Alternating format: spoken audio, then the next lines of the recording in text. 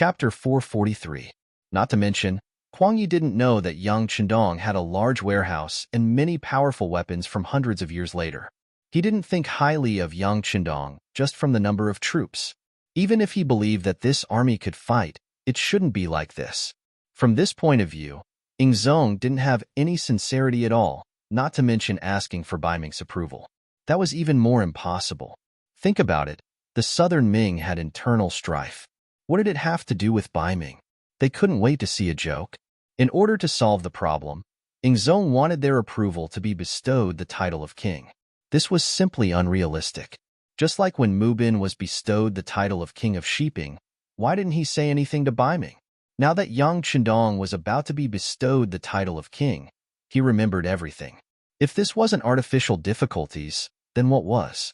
Of course, these were all Kuang Ye's thoughts.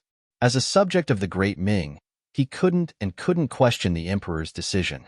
Now, he was thinking about how to explain this matter to young Chendong clearly. He wasn't even sure if young Chendong would be angry and make things difficult for him if he read this decree. Others definitely wouldn't, but when it came to young Chendong, everything was possible. Kuang Yi couldn't make up his mind, so he called Guaning, Ma Wei, and Yu Guang over. He first showed them the emperor's decree, then asked with a helpless expression, "Do the three generals have any ideas?" After the three of them read it, their expressions became very ugly. They could clearly see that Ingzong didn't want to be bestowed the title of king. However, they were just some insignificant or border officials. What ideas could they have? Just like this, the three of them were silent for a long time. When Kuang Yi was a little impatient, Guaning carefully said, "Teacher, this matter should be discussed with the Duke of Loyalty and see if there are any other conditions. As for the location, I think Gaozhou City is more suitable." The reason why Guaning said this was because he had the same thought as Kuang Yi. He was also afraid that young Chendong would suddenly attack. It was different in the city. After all, this was their territory. Even if they wanted to make a move, the other party would have some scruples. Yes. Kuang Yi nodded. He understood Guan Ying's meaning and said, "Since that's the case, you should personally go to the mercenary camp. Regardless of whether you can meet the Duke of Loyalty or not, just tell him that you want to discuss this matter." "I understand." Guaning nodded. Cold Front Barracks. Zhu Qizhen's decision regarding Ingzong had been sent over yesterday. With a powerful eunuch like Mao Mu in the palace and the fact that this matter was not a secret to begin with, he had informed the Yangxie Security Bureau personnel in the city. Yang Chendong, who had received this information a day earlier, let out a long sigh after reading it. He knew that he had underestimated the situation. He was different from Mu Bin. Yang Chendong knew this very well. Mu Bin had only lived in Yunnan for a long time, and his influence was limited there. Moreover, most of the soldiers under his command belonged to the imperial court. In other words, if he made any strange moves, those soldiers might not listen to him. However, he was different. He had the most elite mercenary army in the world. That was an existence that everyone was afraid of. In addition, when he was in Bai Ming, he had the ability to overthrow the Minister of Justice, Yu Shiyue. This kind of influence was not something that a mere Mu family could achieve. It was precisely because his influence was not limited to one place that it was normal for Zhu Qizhen to be on guard against him. Under such circumstances, how could Zhu Qizhen give him the title of king? If it were someone else, if he was not given the title of king, he would withdraw his troops. In any case, his headquarters was in Bai Ming. Now, Bai Ming was still very safe. At worst, he could just return to Yang Village and do whatever he wanted with the outside world. However, Yang Chendong's goal was set long ago. He could not let go of this no matter what, especially since this war involved Jiaoji. Jiaoji was definitely a foreign race. He could not allow the foreign race to oppress and invade the Han people. In other words, regardless of whether Ingzong agreed to give him the title of king or not, he would not give him even the slightest benefit. If he had to send troops, he would still send troops. A bitter smile appeared on Yang Chendong's face as he felt like he was being held hostage. Then, he comforted himself and said, "Forget it. No matter what, this time I've expressed my wish. When the time is right, I'll probably be bestowed the title of king." After consoling himself, Yang Chendong began to wait for Kuang Yi to talk to him. Although he could not be bestowed the title of king, he still wanted the benefits. He could not expect him to go to war without paying anything. This wait did not take long. On the second day, Guan came. After seeing Tiger's mane, he told him that the minister wanted to meet with the Duke of Loyalty. He also said that he would be waiting for him in the city. Tiger's mane naturally did not agree immediately. He only said that he would report this matter to the young master. As for whether he would go or not, it was not up to him to decide. After Guan left, Tiger's mane told Yang Chendong about the matter. The sixth young master laughed heartily. This Kuang Yi is also afraid of death. He actually asked me to meet him in the city. He is afraid that I will flip out. Hee. Seeing that even the Minister of War was intimidated by the young master's reputation, Hu Meng naturally had a smile on his face, as if he had something to do with honor. Well, if that is the case, how about we give him face? Not only do we have to go, but we also have to go quickly. We have to act as if we are in a hurry. Only by doing this can we get more benefits. Yang Chendong quickly made a decision. He had to act as if he did not know anything. This way, when he heard the news, he would flip out. No matter what he said or did, others would be able to understand. Yang Chendong wanted to enter the city for negotiations. Tiger's mane immediately went to arrange it. Although there should not be any danger, at this time, the young master's safety was definitely the most important thing in Yangxia. There was no room for carelessness. He immediately gathered a total of 60 people from the first and second guards to be responsible for the young master's close safety. Then, he mobilized a company of elites, the Cold Front, to be responsible for the periphery. In addition, he had the Wolfang Special Forces and the Ghost Sniper team to secretly cooperate with him. Just like how Kuang Yi was guarding against Yang Chendong, how could they not be on guard against each other? After doing these things, Tiger's mane reported the situation to Yang Chendong.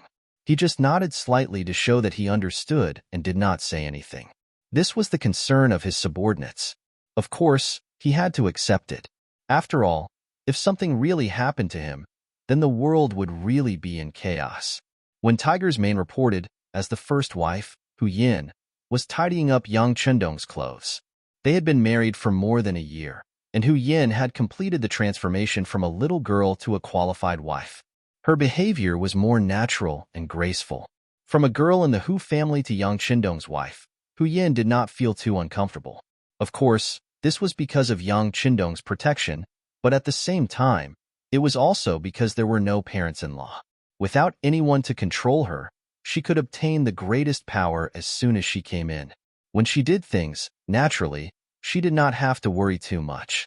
It had been smooth sailing, especially after Yang Chendong treated her very well after marriage. This made Hu Yin very satisfied. Even so, she still had a regret in her heart. That was, after such a long time, she was still not pregnant with her husband's flesh and blood. In this era, there were 3 ways to be unfilial, and the worst was to have no descendants. One could imagine how much pressure she was under. If it were not for Yang Chendong repeatedly emphasizing that now was the time of war, and the environment was not conducive to having children, and if it were not for the other 3 wives who were also not pregnant, she was afraid that she would not have been able to resist.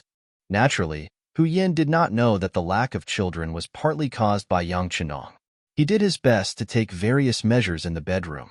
Of course, it was not that he did not want children, but for the sake of the wives. He remembered reading a book in his later life, which said that the best age for a woman to conceive was between the ages of 22 and 23. At that time, a woman's body was at its best. Now, none of the wives were over 20, so he was not in a hurry. Of course, if they were really pregnant by accident, he would be very happy and attach great importance to it. She carefully helped Yang Chendong put on the iconic set of green clothes and looked around. When she was sure that everything was fine, Hu Yin nodded with satisfaction. Yes, my 6th son is handsome. Haha, don't praise yourself like this. Listening to Hu Yan's sigh, Yang Chendong could not help but be happy. Even if he had a calm heart, it made him very happy to be praised by the person he loved. Seeing that Yang Chendong seemed to be in a good mood, Hu Yin opened her mouth, but did not say anything. Yang Chendong saw her hesitant look. What's wrong? Is there anything that can't be said between us? Since Yang Chendong asked, Hu Yin said with some embarrassment, 6th son, it's like this. We also want to enter the city to have a look. Sister Shui has mentioned this to me twice, but considering that you have been busy, she did not mention it. Today, you enter the city and take us in to have a look. Don't worry, we know what to do and will bring guards with us. Besides, with Tai Qingyi and the others, no one will be blind enough to provoke us. It was no wonder that Hu Yin would have such a request. After all, she was a woman who was not even 20 years old. At first, she was excited and curious about staying in the military camp every day, but after a long time, it was inevitable that she would feel bored. Therefore, a while ago, Third Madame Shui had asked if she could go to Gaozhou Prefecture. Considering that she did not want to cause trouble for her husband, Hu Yin refused. However, seeing that Yang Chendong was going to enter the city today, she wondered if she should go with him. After all, not only did she want to go, but so did Sister Shui. Even if it was for Sister Shui's sake, she should say this idea. Chapter 444. It's been hard on you. As soon as Hu Yin spoke, Yang Chendong understood the problem and nodded. Then let's go into the city and take a look. Tiger's Mane, tell Tai Qingyi and the others to prepare. Also, assign the first guard to the two madams. It's better not. Captain Tai and the others are enough. The first guard should stay by your side. Hu Yin said with a look of refusal.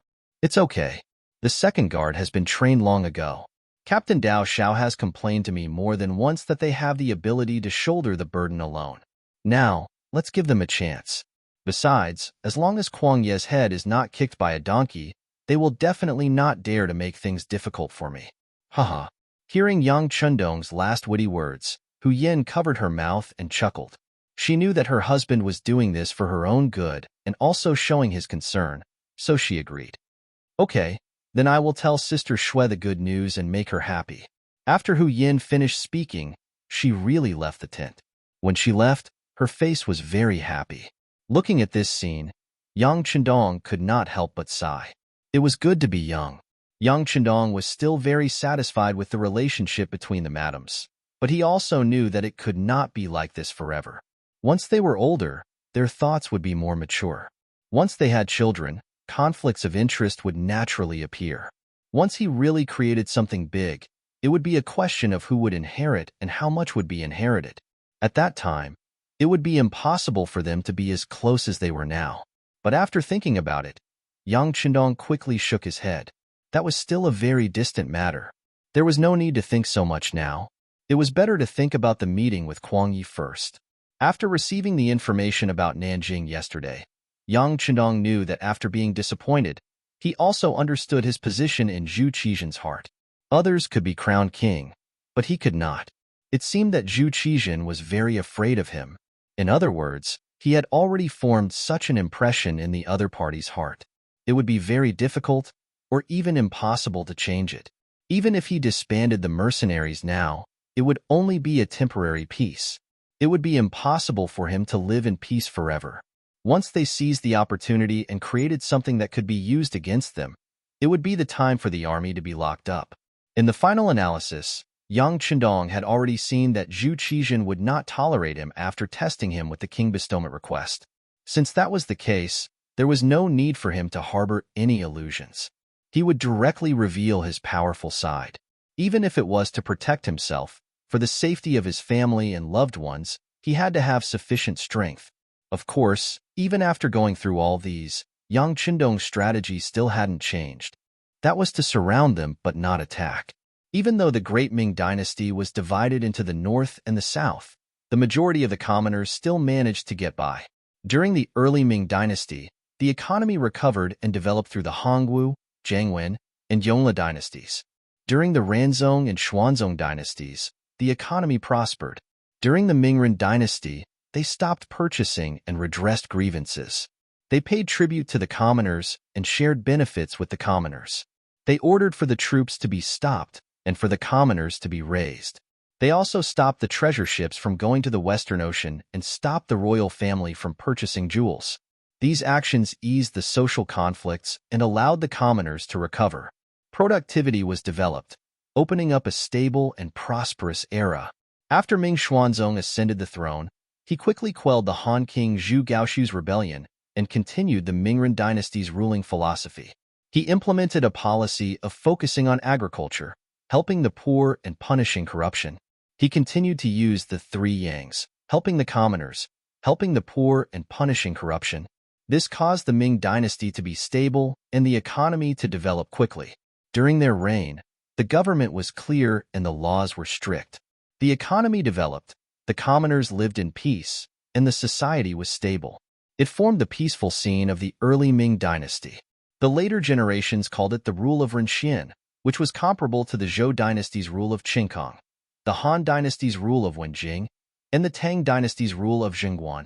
If it wasn't for Zhu Zhanji passing away in the 10th year of Xuanda, 1435, he would have died at the age of 38. If the rule of Renxian ended like that, even if Yang Chendong came here and brought the large warehouse with him, it would be very difficult for him to achieve anything. Facing the great Ming dynasty, which had a strong economy and military, if Yang Chendong wanted to do something, it would be the same as going against the development of society, and he wouldn't be able to win the hearts of the people. It was because the great Ming dynasty's foundation was too good that even after the defeat of Tu Mu and the chaos in the south, the great Ming dynasty's foundation was still there. Many people were still loyal to the imperial court. Especially in the hearts of the commoners, the great Ming dynasty was still very strong and was worth relying on. Under such an environment, even if Yang Chendong could take down the southern Baiming emperor and rule the imperial court, it was inevitable that the commoners would complain. There would even be many people who would rise up against him. If that was the case, then the Han people would fight amongst themselves. This was definitely not something that Yang Chendong wanted to see. He still wanted to lead them to unify the world. In the future, they would feel extremely proud to be born into a Han family. Just like the Americans in the future, they were arrogant wherever they went. In other countries, if something happened to the Americans, the local government's attention would be completely different. This was the benefit that strength brought to the commoners. Yang Chendong pursued an existence that was higher than the Americans. The place that he wanted to conquer was too big, and he needed countless pure Han people to rule it. Once the consumption in the great Ming dynasty was too great, even if he had the territory, there would be no reliable people to manage it. With this, he couldn't start a civil war in the great Ming dynasty's territory, where the Han people lived for a long time. Thinking of this, Yang Chendong shook his head lightly. He believed that Zhu Qizhen definitely didn't know about his thoughts. Not only him, but other people also didn't know. They didn't even dare to think about it. However, it was undeniable that although Zhu Qizhen didn't know what he was thinking, this kind of pressure made him unable to fight back and could only admit defeat. Of course, while helplessly admitting defeat, Yang Chendong also had to actively ask for benefits. As long as it wasn't too excessive, the other party would definitely agree. Since they wanted him to work hard, it would be unreasonable to not give him any benefits. Young master, everything is ready. We can set off. Tiger's mane once again entered the tent to ask for instructions. Let's go. Yang Chendong agreed and strode out of the tent. Gaozhou City. Although there were nearly 70,000 Miao soldiers stationed not far from the city, order in the city was still carried out in an orderly manner under Kuang Yi and the others' appeasement. This was the advantage of having a capable minister. For example, Kuang Yi, although he was the minister of war, but in fact, his ability to manage the area was very strong. This kind of all-round talent was also what the emperor liked. If he met a famous monarch, there would be more room for development. Speaking of which, if it wasn't for Kuang Yi being too old and his thinking being too rigid, even Yang Chendong would have wanted to tie him up and send him to Qiqian City to be modified for his own use. Under the city tower of Gaozhou City, the city gate was opened. It was no longer closed like before. However, unlike before, when the city gate was opened, the citizens couldn't casually leave the city. There were only a few Ming soldiers guarding here. Along with them were Kuang Yi, Guaning, Ma Wei, Yu Guang, and the others. The reason they appeared here was naturally to welcome Yang Chendong. When they saw the army in camouflage from afar, Kuang Yi and the others tidied up their official robes and looked forward with anticipation. This time, although Yang Chendong's wish of being named king did not come true, this did not affect Kuang Ye's view of him. In their hearts, if there was anyone who could resolve the crisis in the southwest of the southern Ming Empire, it would definitely be Yang Chendong. However, the emperor did not agree to being named king. As the Minister of War, Kuang Yi could only obey.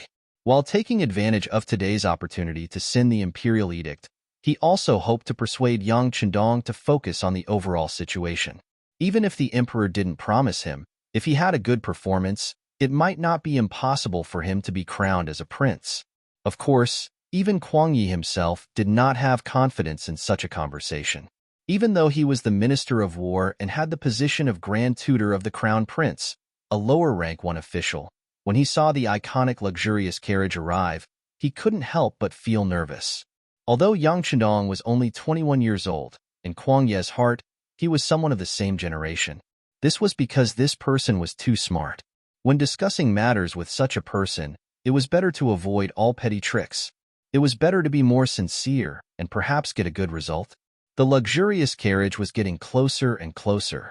When it was 300 meters away from Gaozhou City's gate, a company of elites had already rushed forward and took over the city's defense. After discovering that there was no danger, they made a gesture to signal that it was safe. Then, the luxurious carriage continued forward until it arrived in front of Kuang Yi and the others. When Kuang Yi saw how careful Yang Chendong was, he couldn't help but sigh in his heart. He knew that this was not because Yang Chendong was afraid that he would set a trap. Yang Chendong just wanted to use this method to tell him that their relationship was not as close as before. Even if he wanted to make a request, he should have some sense of propriety. In the end, the carriage stopped in front of Kuang Yi and the others. Then, the tall Beta Persei stretched out and opened the carriage's curtains. Then, Yang Chendong, dressed in green, walked out. Compared to the Yang Chendong he saw a while ago, this time, his complexion was much rosier, and he seemed to be more energetic. Of course, it was not comparable to when he was at his best. But the more he looked like he had just recovered from a serious illness, the more it could be used as proof that he had indeed been seriously ill before. Chapter 445. Congratulations, Duke Zhongdang's body seems to be much better. Seeing Yang Chendong walk out of the carriage in such a state, Kuang Yi cupped his fist and laughed, wanting to use this opportunity to get closer to him. That's right. It's all thanks to the mercy of the Imperial Secret Service. Otherwise, I'm afraid this duke would be long gone from this world. Yang Chendong didn't laugh. Instead, he replied very seriously. As soon as he said this, the faces of Guan Ying and the others on the opposite side changed greatly, becoming extremely red. Yang Chendong was poisoned by the embroidered uniform guard. This was something that the deceased embroidered uniform guard, Wei Guang, had personally admitted. Therefore, even if Yang Chendong's words were like nails, Guan Ying and the others had no right to object. They could only lower their heads and not say a word. Fortunately, Kuang Yi was still there. This good official of several dynasties, his ability to adapt was quite strong. He said with a serious face, "This old man has already reported to the emperor about the embroidered uniform guard's audacity to secretly harm a meritorious official. The embroidered uniform guard has already been punished, and a few of them have been removed from their positions.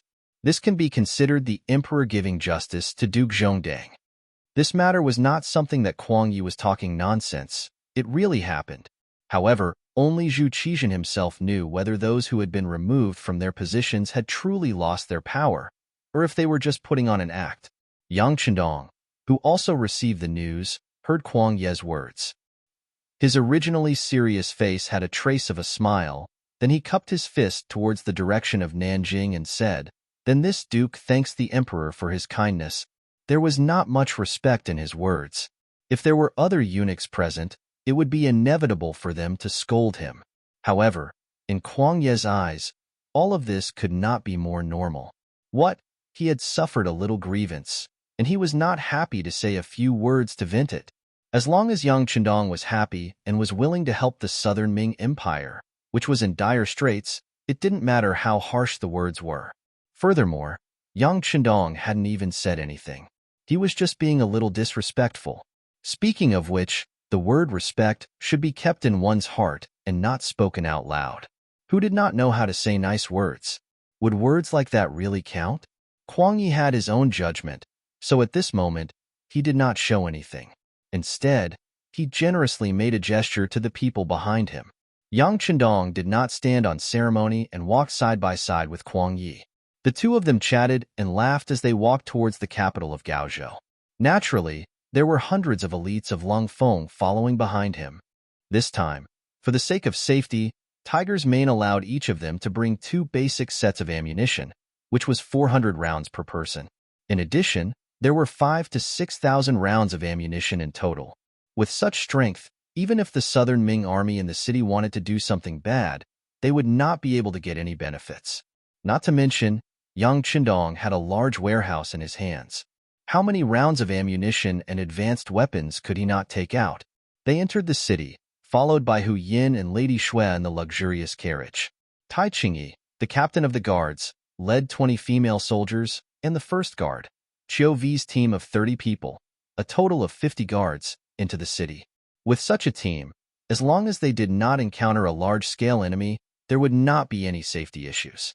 Once something happened, as long as they could hold on for a short while, reinforcements would arrive immediately and their safety would be guaranteed.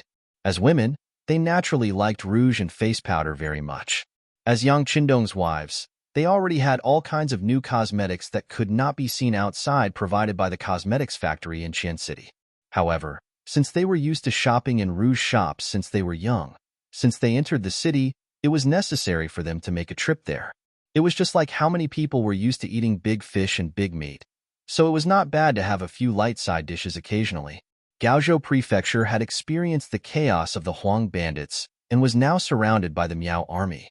It was impossible to say that the business was not affected at all, just like the current Gaozhou Prefecture city, because it was too troublesome to transport things in from the outside world. It caused the prices of goods in the city to skyrocket. Even businesses like rouge shops that weren't absolutely necessary were greatly affected. The prices were more than 4 to 5 times higher than normal, causing many young ladies and madams in the city to be unable to patronize them. However, this was not a problem for Hu Yin and Lady Xue. Along the way, Yang Chendong had instructed Lung Feng to take anything that didn't belong to anyone. He wasn't courteous at all. Although Zhu Qizhen did not give them a single coin for military expenses, just by eliminating the Huang bandits, they had already robbed a lot of spoils of war. For example, when Gao Xiong left with the navy last time, just the gold and silver alone was more than 15 million taels, and this did not include the house deeds, land deeds, and some antiques and paintings. It was impossible for them to take all the money away. Yang Chendong had a lot of gold and silver with him. As a madam, it was not a problem for him to be generous. That was why Hu Yin and Madame Xue dared to step into the store. After the two madams entered the rouge shop, Qiu V and 30 guards completely controlled the entire street outside the shop to ensure that no one came to disturb the two madams. Not only the front door of the rouge shop was guarded, but the back door was also guarded. Badao Jiang and Peng Yu of the first guard team were arranged to guard here. Although they were not protecting the sixth young master this time, the two madams' identities were equally important. Badao Jiang and Peng Yu did not have the slightest intention of relaxing. When they arrived at the back door of the rouge shop, they saw a black shadow seem to have floated in. The reason why they said that the shadow had floated in was because the person was so fast that Peng Yu did not see it clearly. He did not even know if it was an illusion in front of his eyes. What kind of person was Peng Yu? He grew up in the mountains and dealt with all kinds of wild beasts. After many years of hunting, he was very sensitive to danger. Brother Ba, did you see a shadow enter the backyard just now? Peng Yu was not sure if he saw a person or not, so he cautiously asked Badao Jiang, who was in charge of guarding the back door with him. Badao Jiang was good at endurance, especially when it came to fist techniques. However, when it came to eyesight, he was still not good enough. In response to Peng Yu's question, he asked in confusion, "Why do you say that? Did you see anything?"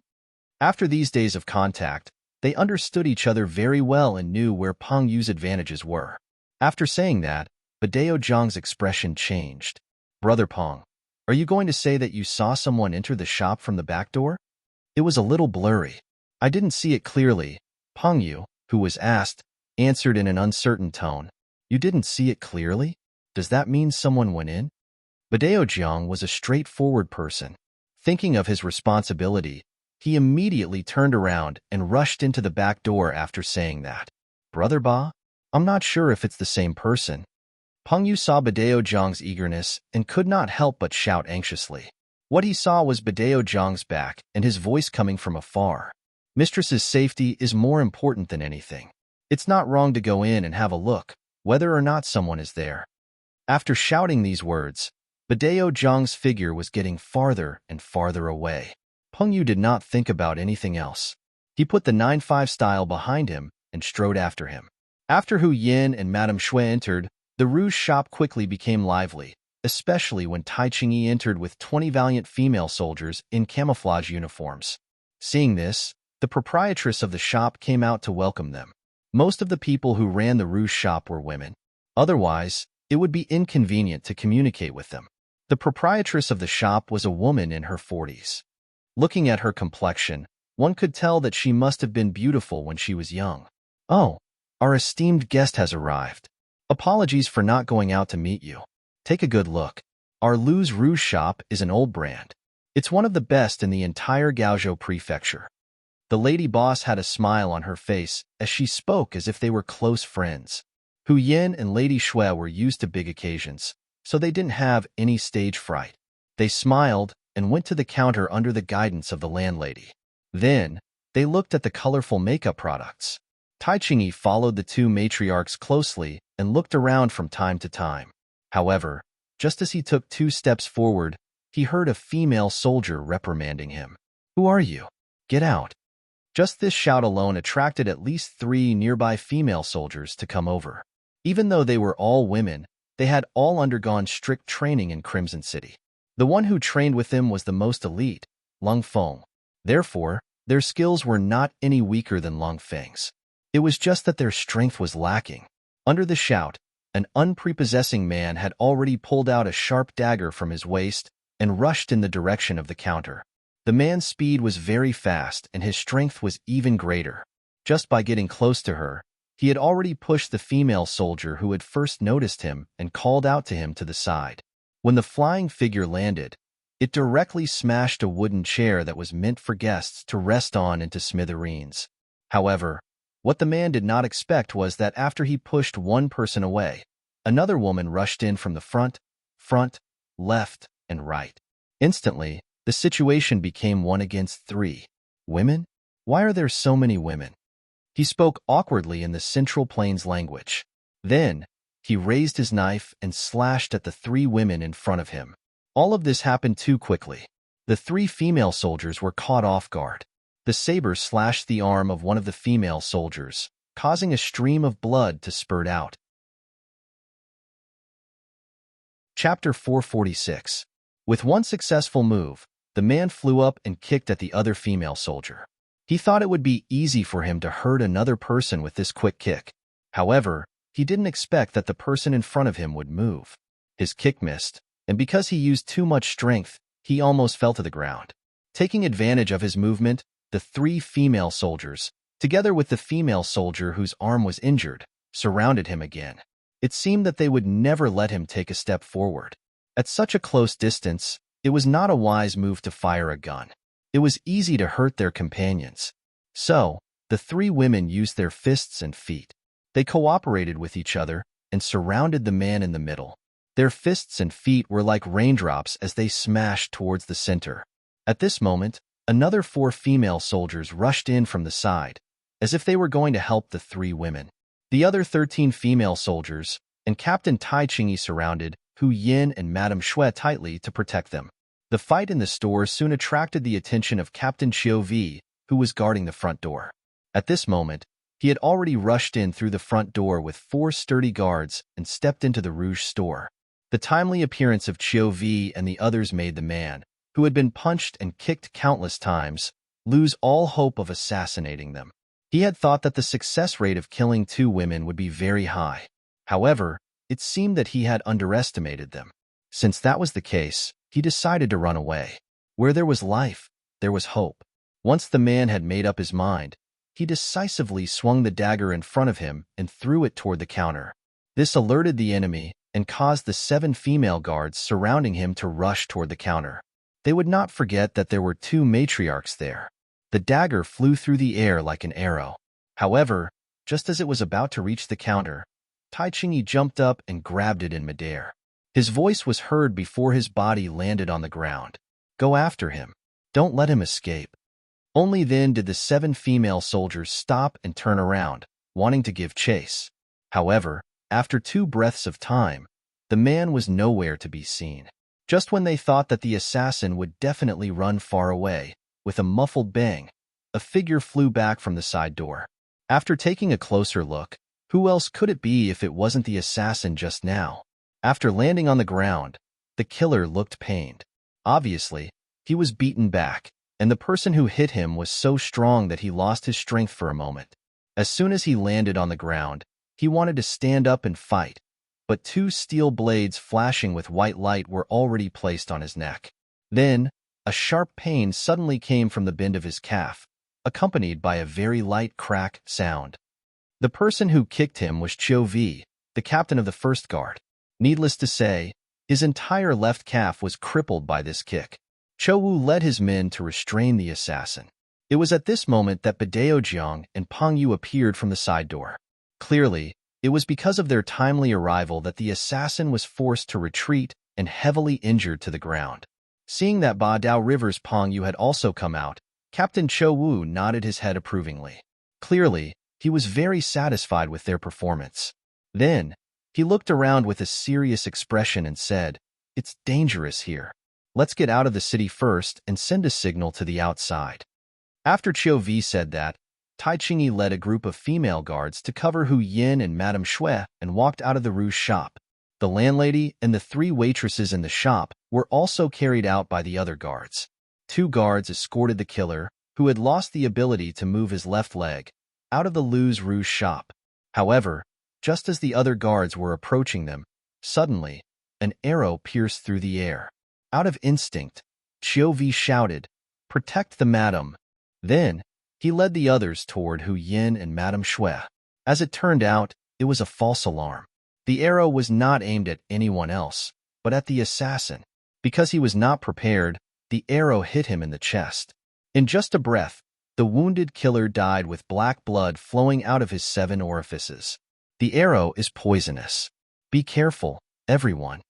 After Chou Wu stepped forward to take a look, his pupils suddenly shrank. Then, he shouted to the people around him. While protecting the 2 matriarchs, he pulled out a small pistol in his right hand and suddenly fired at the sky. The government office of Gaozhou Prefecture. This was where Kuang Yi was staying, as well as the place where he and Yang Chendong were discussing matters. When they arrived, Kuang Yi smiled and invited Yang Chendong into a small study room. They closed the door and cut off all contact with the outside world. There were no outsiders in the room. Kuang Ye's smile disappeared and was replaced by a look of guilt. He cupped his fist and said to Yang Chendong, "Duke Zhongwei, I am so incompetent. The emperor has sent a decree, but he did not immediately agree to confer you the title of king. Lord Kuang, what is the meaning of this? Please don't be like this. This duke is unable to accept it." Kuang Yi was so respectful towards Yu Jia. Most likely, he was only respectful towards Ing Zong. Yang Chendong, who had just sat down, quickly stood up and held Kuang Ye's arm. Kuang Yi let out a long sigh and said, "Loyal Duke, this old man has let you down." "Don't say that.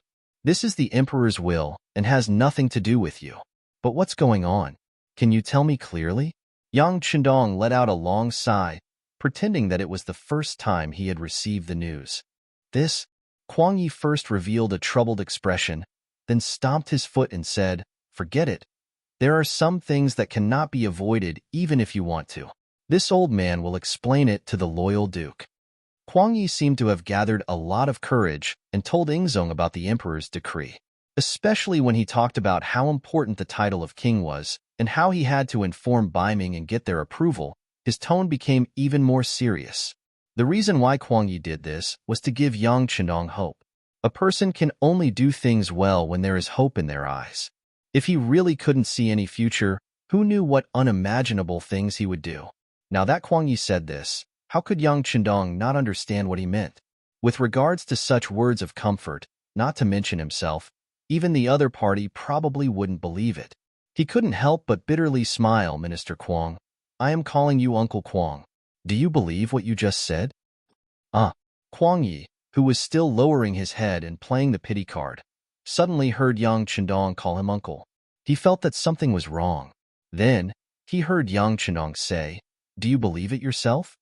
His face turned red and he didn't know what to say. Seeing that Kuang Yi was speechless, Yang Chendong's expression turned gloomy. He continued, "After defeating the Huang bandit army, all the generals were promoted and received benefits. May I ask if this has anything to do with me?" Kuang Ye's expression became even more unnatural. In this matter, Ing Zong was indeed in the wrong. Seeing that Kuang Yi did not respond, Yang Chendong continued, "With the empty position of an imperial envoy, I will let it go. If you don't give me a single grain of military pay, I will not quibble. Even if you don't give me any rewards, I can endure it. However, after defeating the Huang bandit army and delivering Huang Yuliang's head, not only did the emperor remove me from my position as imperial envoy, he also ordered the mercenaries to leave immediately and sent a large army to watch over us.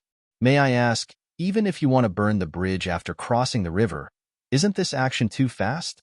If Minister Kuang was in my position, how would he explain this to my brother, the leader of the mercenaries?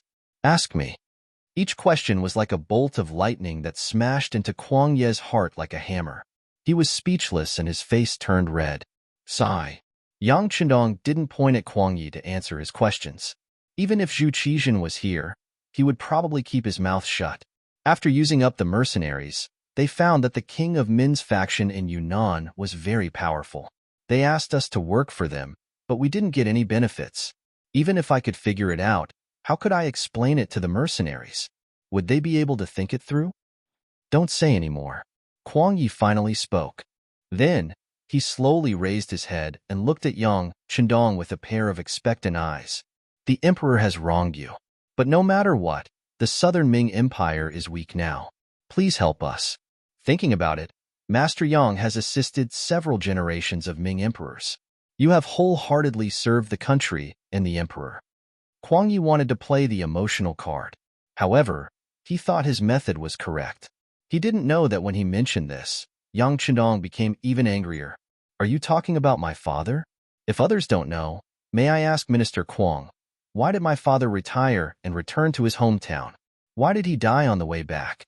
He racked his brains for decades for the great Ming, but he didn't even want to return home to retire. If he was in heaven, he probably wouldn't think it was worth it. After Yang Chendong finished speaking, Kuang Ye's eyes flashed. He didn't expect that Yang Chendong was still defending his father. If this was the case, then the problem was serious. As one of the three Yangs, Yang Rong assisted several emperors of the Great Ming and was finally appointed as Master Yang. It could be said that he was a high-ranking official. However, with the rise of the eunuchs, especially the suppression of Wang Zhan's faction, he died on the way back. How could there not be a reason for his disappointment? Chapter 447. Because of this matter, Kuang Yi felt that it was unfair, but he only thought about it in his heart. After all, even if it was him, if he offended Wang Zhan, he would not have a good ending. However, so many years had passed after all. He originally thought that Yang Chendong would have forgotten about it, but now it seemed that he was still a son. How could he dare to forget about his father's matter? In that case, could it be that this person's resentment towards the great Ming dynasty ran so deep? If that was the case, then things would be difficult to handle. Some thoughts, once born, would be like demons haunting one's body. It was difficult to get rid of them. Kuang Ye's expression changed again and again. He was still trying to analyze what Yang Chendong wanted to do. But at this moment, the sixth young Master Yang spoke again. Forget it, that was a long time ago. Let's not talk about it. But Minister Kuang, do you think I will repeat my father's old path? Yang Chendong's face was very serious, which made Kuang Ye's heart tremble. Old path? Could it be that when one was old, one would be ostracized, oppressed, or even leave helplessly and die in a foreign land? This was probably an outcome that no one wanted to see. Thinking about it carefully, although Zhu Qizhen did not persecute Yang Rong with Wang Zhan, he really did not help much. He only carried out the slogan of not being punished. It was like this in the past. Now that Yang Chendong had become so powerful and feared, how would he be treated when he lost his power? It was no wonder that Yang Qindong wanted to be conferred the title of king. After all, if he really became a king with a different surname, it meant that he would have more protection. For example, he could build a king's residence according to the rules and even have his own guards. Perhaps this way, he would be safer. Every man for himself, and the heavens take the hindmost. Yang Qindong thought about the future when he was powerful. This was called scheming and astute, which was very normal. But facing such a question, Kuang Yi did not know how to answer. Fortunately, Yang Qindong didn't want him to answer. He just asked a question. Through this matter, he wanted to tell Kuang Yi why he wanted to be king. It wasn't because he was ambitious, but because he wanted to find a guarantee. All right, Minister Qi, let's not talk about these issues. Since His Majesty has begun to seriously consider it and has contacted His Majesty by Ming, what's wrong with me waiting for news? But it doesn't seem to be enough to make the mercenaries work hard. Of course, Kuang Yi knew that this so-called serious consideration was nothing more than a pretense to give an answer to Yang Qindong's request. But in fact, it was impossible for this matter to pass. No matter if it was Ingzong or Daizong, they wouldn't want to see the rise of a king with a different surname. He believed that Yang Qindong must be able to see through this. Otherwise, he wouldn't have achieved so much in such a short period of time. The reason why he said this was just because he saw through it and didn't say it out loud. This was a smart person. As for the next mention that it wasn't enough, Kuang Yi knew that the other party was a little moved, or he wanted to continue to make more contributions and save more capital. He also answered this sentence very happily. Of course, it isn't just these. If Minister Qi has any request, you can put forward it. As long as it is within this old man's ability, I will definitely speak to His Majesty. Well, then let's see the sincerity first. As far as I know, Songjiang Prefecture, in history, there is a saying, first Songjiang Prefecture, then Shanghai Bund. Songjiang Prefecture is the predecessor of Shanghai, originally had a shipyard, but it is now idle. There are many ships that have been in the water, as well as those that have not been in the water yet. There are also many iron ore and steel there. Now, there is not much use for them to be placed there. It just so happens that the mercenaries need these. I have also received news from the mercenary leader that they want to get these things. This should not be a problem. The Ming dynasty banned the sea. Regarding this policy, although after Zhu Qizhen went to Nanjing and became the emperor of the southern Ming dynasty, there was already news that he wanted to remove this restriction. After all, there were still many opportunities at sea. Especially in the past, the great Ming dynasty's navigation industry was very developed. Once it was opened, it would bring a lot of benefits to the southern Ming dynasty. If it weren't for the sudden outbreak of war in the south, the problem would have been solved by now. The timing of Yang Qindong's suggestion was extremely accurate, which also made it impossible for Kuang Yi to refuse. What's wrong? You didn't agree to his request before and used all kinds of reasons to delay it. Now that he said that he wants something that you don't want, you still have the nerve to refuse? If this is also fine, then don't ask him for help if you have any problems in the future. Mutual assistance was the key. It was the key to sustainable development. Only giving without any return, this kind of relationship wouldn't last long. Kuang Yi only thought about it in his mind and nodded. I can't give an answer now, but it shouldn't be a big problem. In short, this old man will do his best. That's good. Let's wait for this matter to be done. After the mercenaries can pull the steel from Songjiang Prefecture, then let's talk about how to deal with the current situation. When Yang Qindong heard Kuang Ye's words, he knew that the matter was mostly done. He relaxed his body and leaned back on the wooden chair behind him. That's natural. It's just that the current situation seems to be extremely unfavorable to us. If it's possible, if the mercenaries take action a day earlier, I'm afraid that we can save many people from the abyss of suffering. Kuang Yi thought about whether he could persuade Yang Qindong to take action first. At least, he could stand out and attract attention and relieve the pressure of the southern Ming dynasty's army. It was just that Yang Qindong saw through such a scheme at a glance.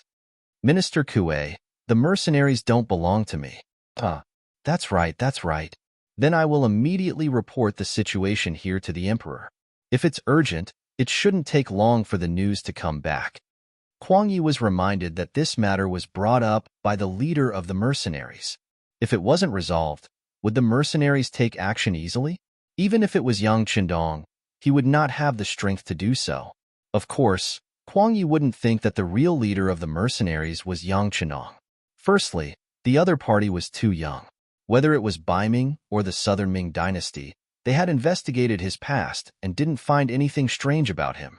Secondly, the mercenaries were too powerful, especially when they had extremely advanced firearms in their hands.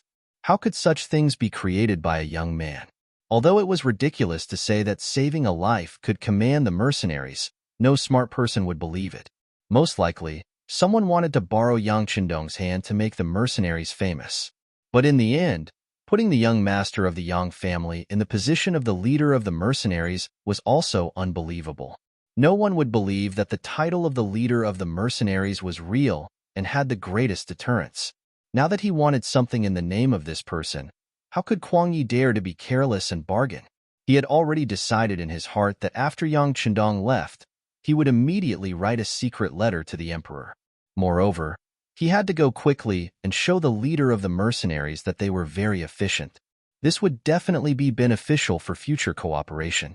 After everything was done, if he could send people to the mercenaries' headquarters to learn and even buy the advanced firearms in the mercenaries' hands, he wouldn't have to worry about the great Ming dynasty not being unified.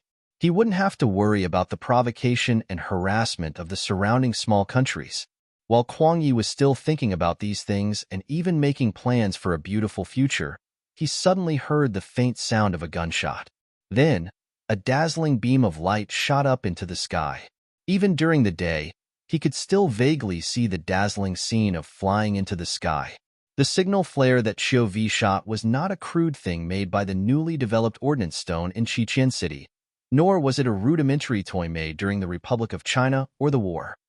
It was a product made during the heyday of the military after the founding of the People's Republic of China. It represented the high-tech products of the 21st century. The quality of the signal flare was also very powerful. Once it was shot out, it was impossible for the nearby people not to see it. It was precisely because of its power that when it flew into the sky, not only did the cold vanguard army, who had been on guard outside the city, see it, even Yang Chendong, who was discussing matters in the city, saw it immediately. Bang! Just as the signal flare rose into the sky, the sound of footsteps could be heard. Then, the door was kicked open from the outside. Tiger Man and Beta Persei each carried a pitch-black Type 95 pistol and rushed into the room. "Young master, are you okay? Our brothers are dealing with the people outside." Tiger Man first looked carefully at Yang Chendong as soon as he came in. When he found that the young master was fine, he couldn't help but breathe a sigh of relief. Then, he stood in front of Yang Chendong as if he wanted to hurt the young master and kill him first. Beta Persei was even more direct. He strode forward, grabbed Kuang Yi's collar, and lifted him up. When his feet were in the air and he felt that it was difficult to breathe, Kuang Yi, whose face was flushed, shouted in dissatisfaction, "What are you doing? Put me down, put me down." No matter what, he was still the dignified minister of war. Now that he had the title of Grand Tutor of the Crown Prince, he was a well-known lower first-rank official. Even in the entire Southern Ming dynasty, he was one of the most powerful people. Now that he was lifted up by someone, it was a psychological blow, not to mention how he felt. Put Minister Cheng down first. Yang Chendong had already thought of many things in this short period of time. Since the signal flare rose into the sky, it couldn't be unintentional. Something urgent must have happened. However, it didn't seem likely that it was related to Kuang Yi. If that was the case, why didn't he see any executioners in this room? As long as an old man like Kuang Yi was here with him, even if he had just been cured of the poison, he wouldn't be a weak person. Was Kuang Yi that bold? Chapter 448. Yang Chendong didn't believe that Kuang Yi had anything to do with this. At the very least, he shouldn't have been involved. That was why he asked Beta Persei to put Kuang Yi down. With Yang Chendong's order, Beta Persei reluctantly put Kuang Yi down. Kuang Yi coughed violently after he was released. Speaking of which, Yang Heir's strength was really great. That grab just now didn't have the slightest intention of being lenient. If he hadn't let go in time, it was likely that he would have suffocated to death in just a moment.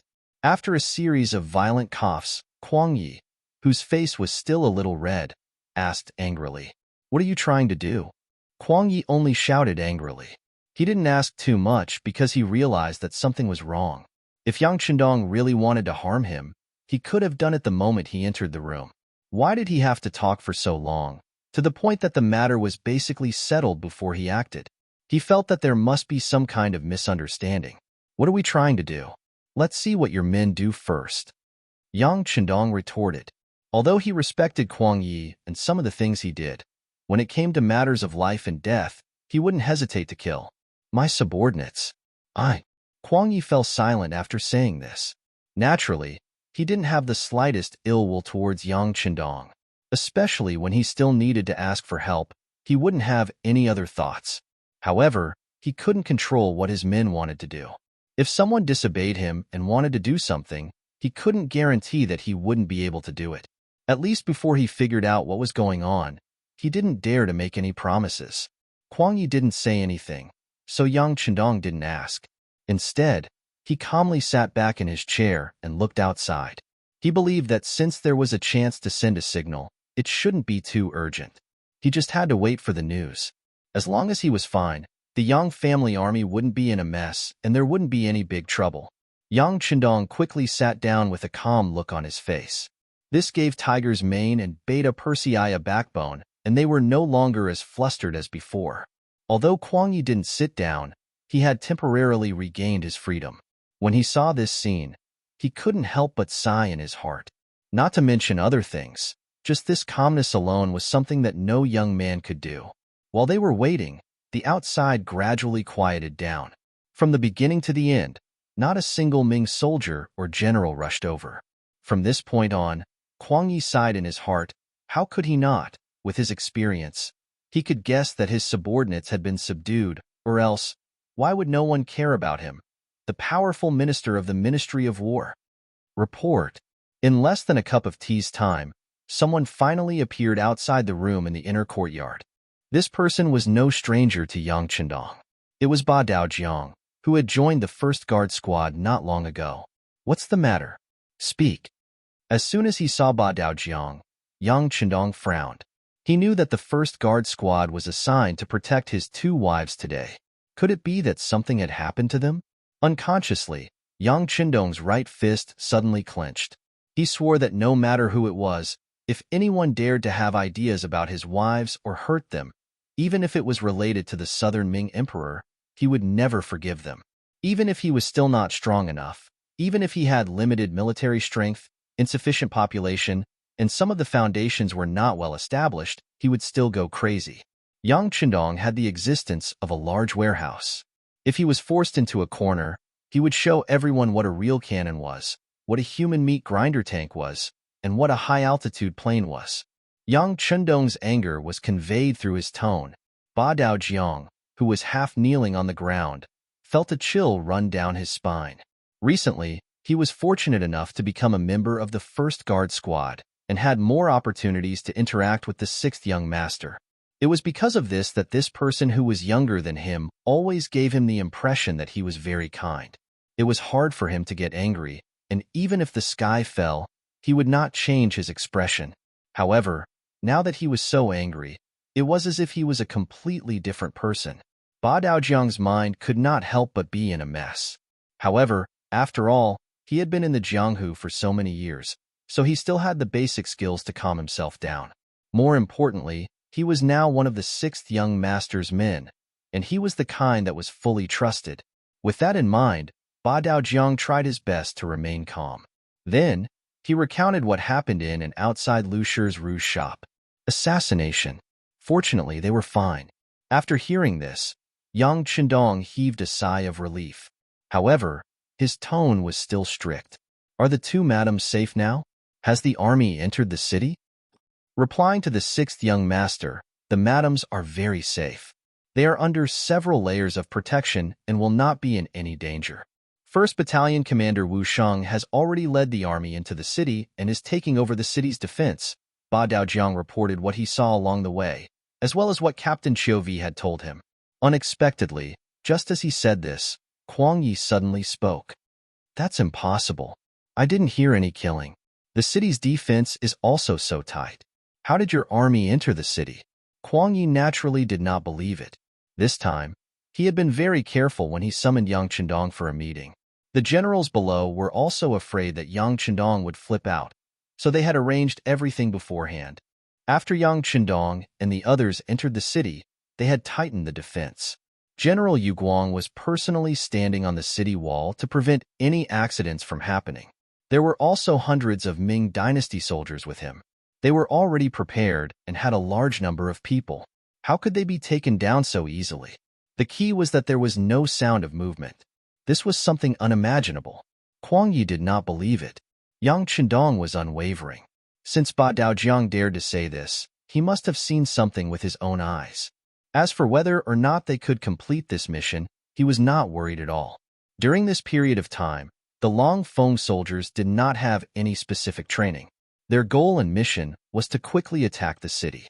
When the chains and climbing ropes were taken out, the Gaozhou prefecture, which was not very sturdy to begin with, was not much different from their own backyard. Yang Chendong knew why the Long Feng soldiers were called elites and how powerful they were. He did not doubt the report. His anxious heart finally relaxed, and his expression returned to its original natural state. All right, you've worked hard. Let's wait here together. Yes. Ba Daojiang replied respectfully. He took out the black 9-5 style from his back and stared at the door. He looked like a door god who could stop 10,000 men from entering the door. It was an awe-inspiring sight. No one answered him from the beginning to the end. Kuang Yi, who was bored, finally sat down obediently. However, there was a hint of worry in his expression. He could tell that the scout who came to report would not lie. If that was the case, wouldn't his soldiers be too useless? This time, they waited for a little longer, but in less than an hour, the footsteps outside began to become more frequent. Then, a few officers in camouflage uniforms with pistols on their belts walked in. The leader was the commander of the 2nd Long Feng Regiment, Luo Pe. Behind him was the commander of the 1st Battalion, Wu Sheng. Because Kuang Yi was there, Luo Pe did not bow. He only gave a standard military salute and said, "Commander, everything outside is under control. The 4 gates in the city are also locked down. We are searching for the assassin's accomplices. There is no news yet. Do you? Let's go out and take a look." Yang Chendong nodded slightly to show that he understood. He then said to Kuang Yi, who was still in shock, "Minister Cheng, shall we go and take a look?" Although this was a negotiating tone, Kuang Yi knew that if he didn't go, he was afraid that he would be forced into a fight. Moreover, he really wanted to know who wanted to assassinate Yang Chendong's wife and bring him such trouble. "Let's go and take a look. If the assassin is my subordinate, I will definitely give the Duke of Loyalty a satisfactory answer." Kuang Ye's words were very smooth. It was obvious that he had made up his mind. If the person who did this was really his subordinate who made the decision without permission, then he really didn't mind killing a few people to satisfy his appetite. Yang Chendong wanted Kuang Ye's attitude. Just like how Kuang Yi could not fall out with him, he did not want to fall out with Kuang Yi either. Following Yang Chendong, Kuang Yi and the others walked out of the room. When they arrived at the outer courtyard, they saw Guaning, Ma Wei, and the others with bruises all over their faces. They were tied up like dumplings and pressed to the ground. Judging from their clothes, they were covered in dust, and Guan Ying's lapel was in tatters. They must have gone through an intense resistance. It was just that they were helpless. They were not as strong as others and would eventually be trampled under their feet. When Kuang Yi walked out, Guan Ying and the others who were still struggling to turn their heads instantly became obedient. This was too shameful. This was especially true for Guan Ying. The last time he fought with Yang Er, he was beaten quite badly. However, he thought that it was just a special case. If he encountered ordinary mercenaries, with his skills, it would be easy for him to fight against 3 or 4 of them. But just now, he was only facing a mercenary. He was still suppressed and beaten until he was pressed to the ground and could not move. Both of them were alone, yet he had easily dealt with him. It was no wonder that he felt ashamed to face anyone. Of course, if he knew that his opponent's name was Dao Xiao, he would not be so depressed. He was the captain of the 2nd Guard team. For Yang Chendong to be able to make them responsible for his safety, one could only imagine how strong they were. Although Guan Ying was powerful, the intensity and method of training were completely different from the mercenaries. It was normal for him to be defeated. Chapter 449. This was also thanks to Yang Chendong telling all his subordinates before entering the city that they should not fire unless absolutely necessary. After all, the southern Ming Empire was still their ally, and even their superior. If not for this order, Guanyin and Ma Wei would not be standing here alive after being hit by the flying bullets just now. Oh no, they were kneeling here. Seeing the subordinates, he was so proud of being pressed to the ground. Kuang Ye's expression became very ugly. However, at this moment, he wasn't in a position to criticize them. He only walked in front of them and asked in a very strict tone, "Who sent people to assassinate the Duke of Loyalty's wife? Stand up now, and I'll give you a quick death. If you don't speak and I find out, I can guarantee that your 3 clans won't have a good life." Even the 3 clans were involved. It could be seen that Kuang Yi was truly angry. However, no matter what he said, Guanyin and Ma Wei had a confused expression. It was obvious that this was the first time they heard of this matter. Don't pretend to be innocent. If this old man finds out, don't think about living. Kuang Yi coldly threw down these words, but his heart relaxed. From his observation, these 2 generals shouldn't know about this. If that was the case, then perhaps the assassin really wasn't sent by his subordinates. Yang Chendong was also seriously looking at all of this. He almost reached the same conclusion as Kuang Yi. Some things could be deceived with words, but not with the eyes. Of course, there were some people who were very good at acting.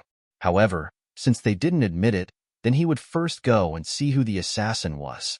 As long as he could figure out this person's identity, he would be able to find some clues. The group of people walked out of the gate and went straight to the Lu Rouge shop. Along the way, they could see a Long Feng brother standing guard not far away.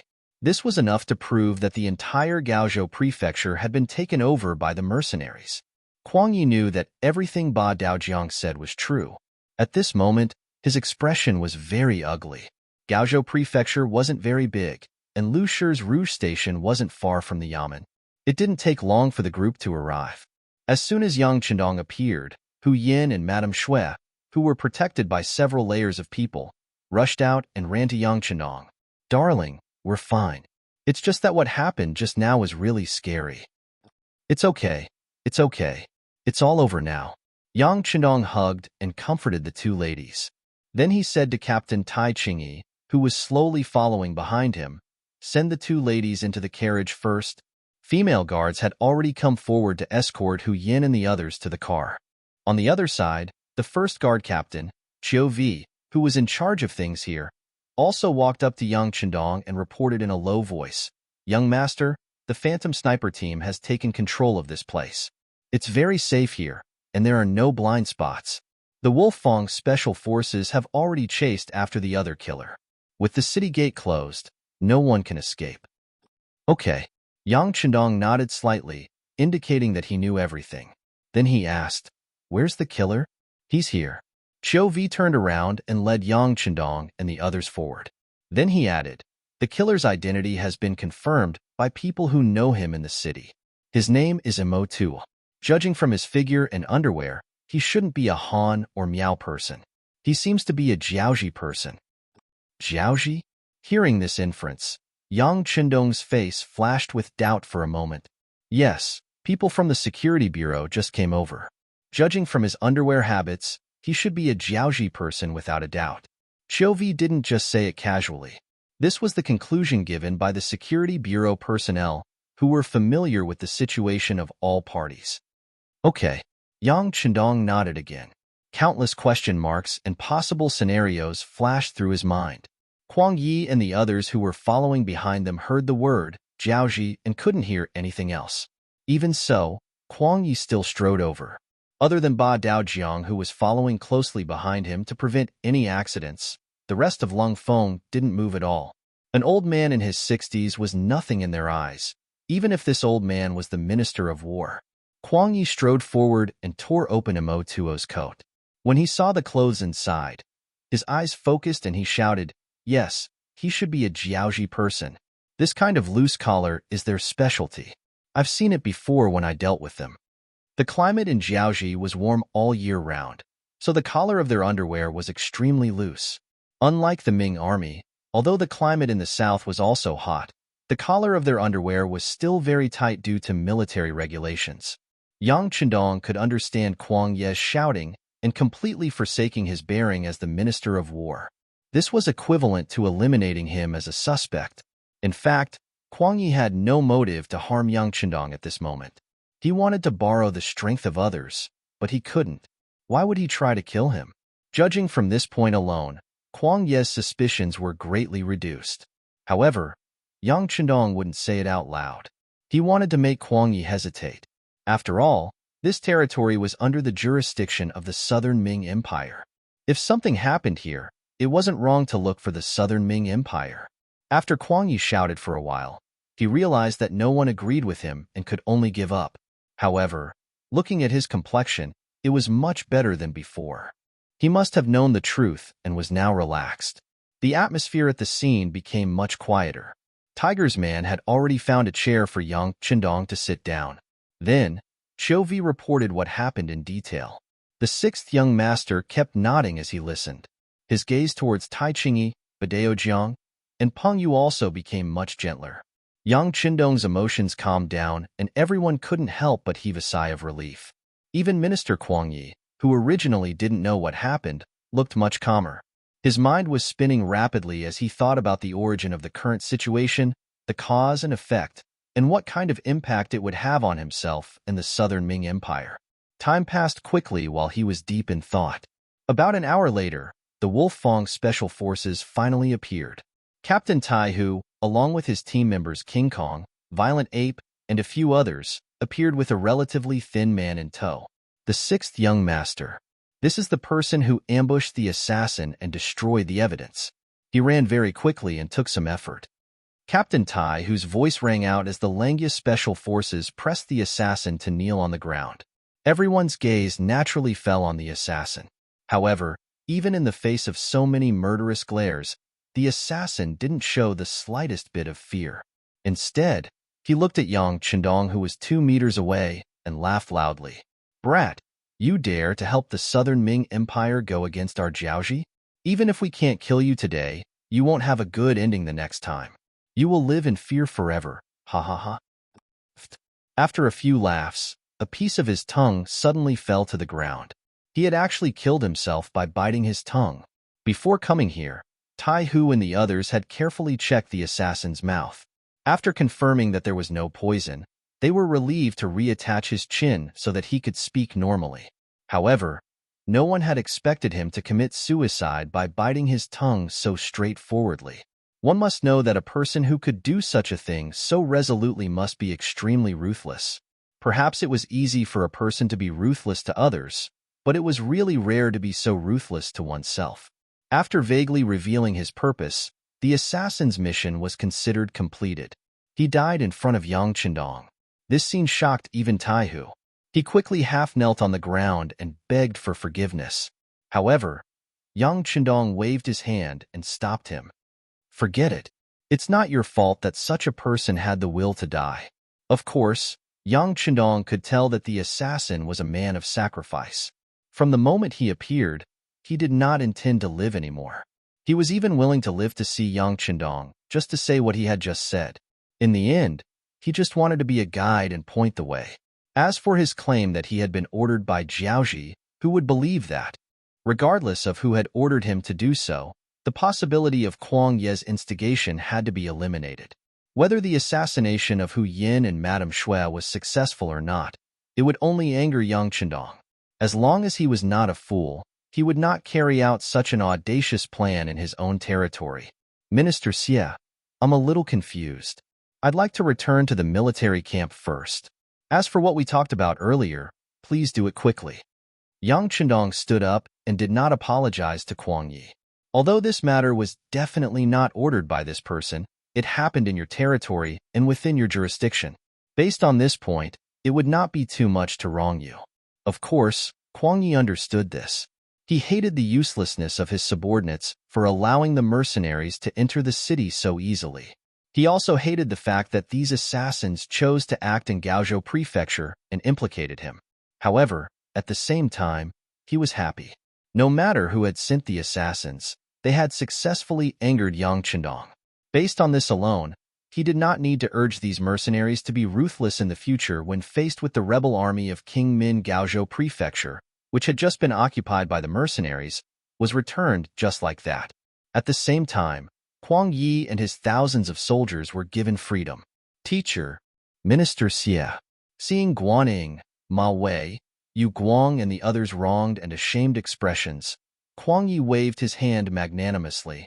Forget it. It's not that you are too incompetent.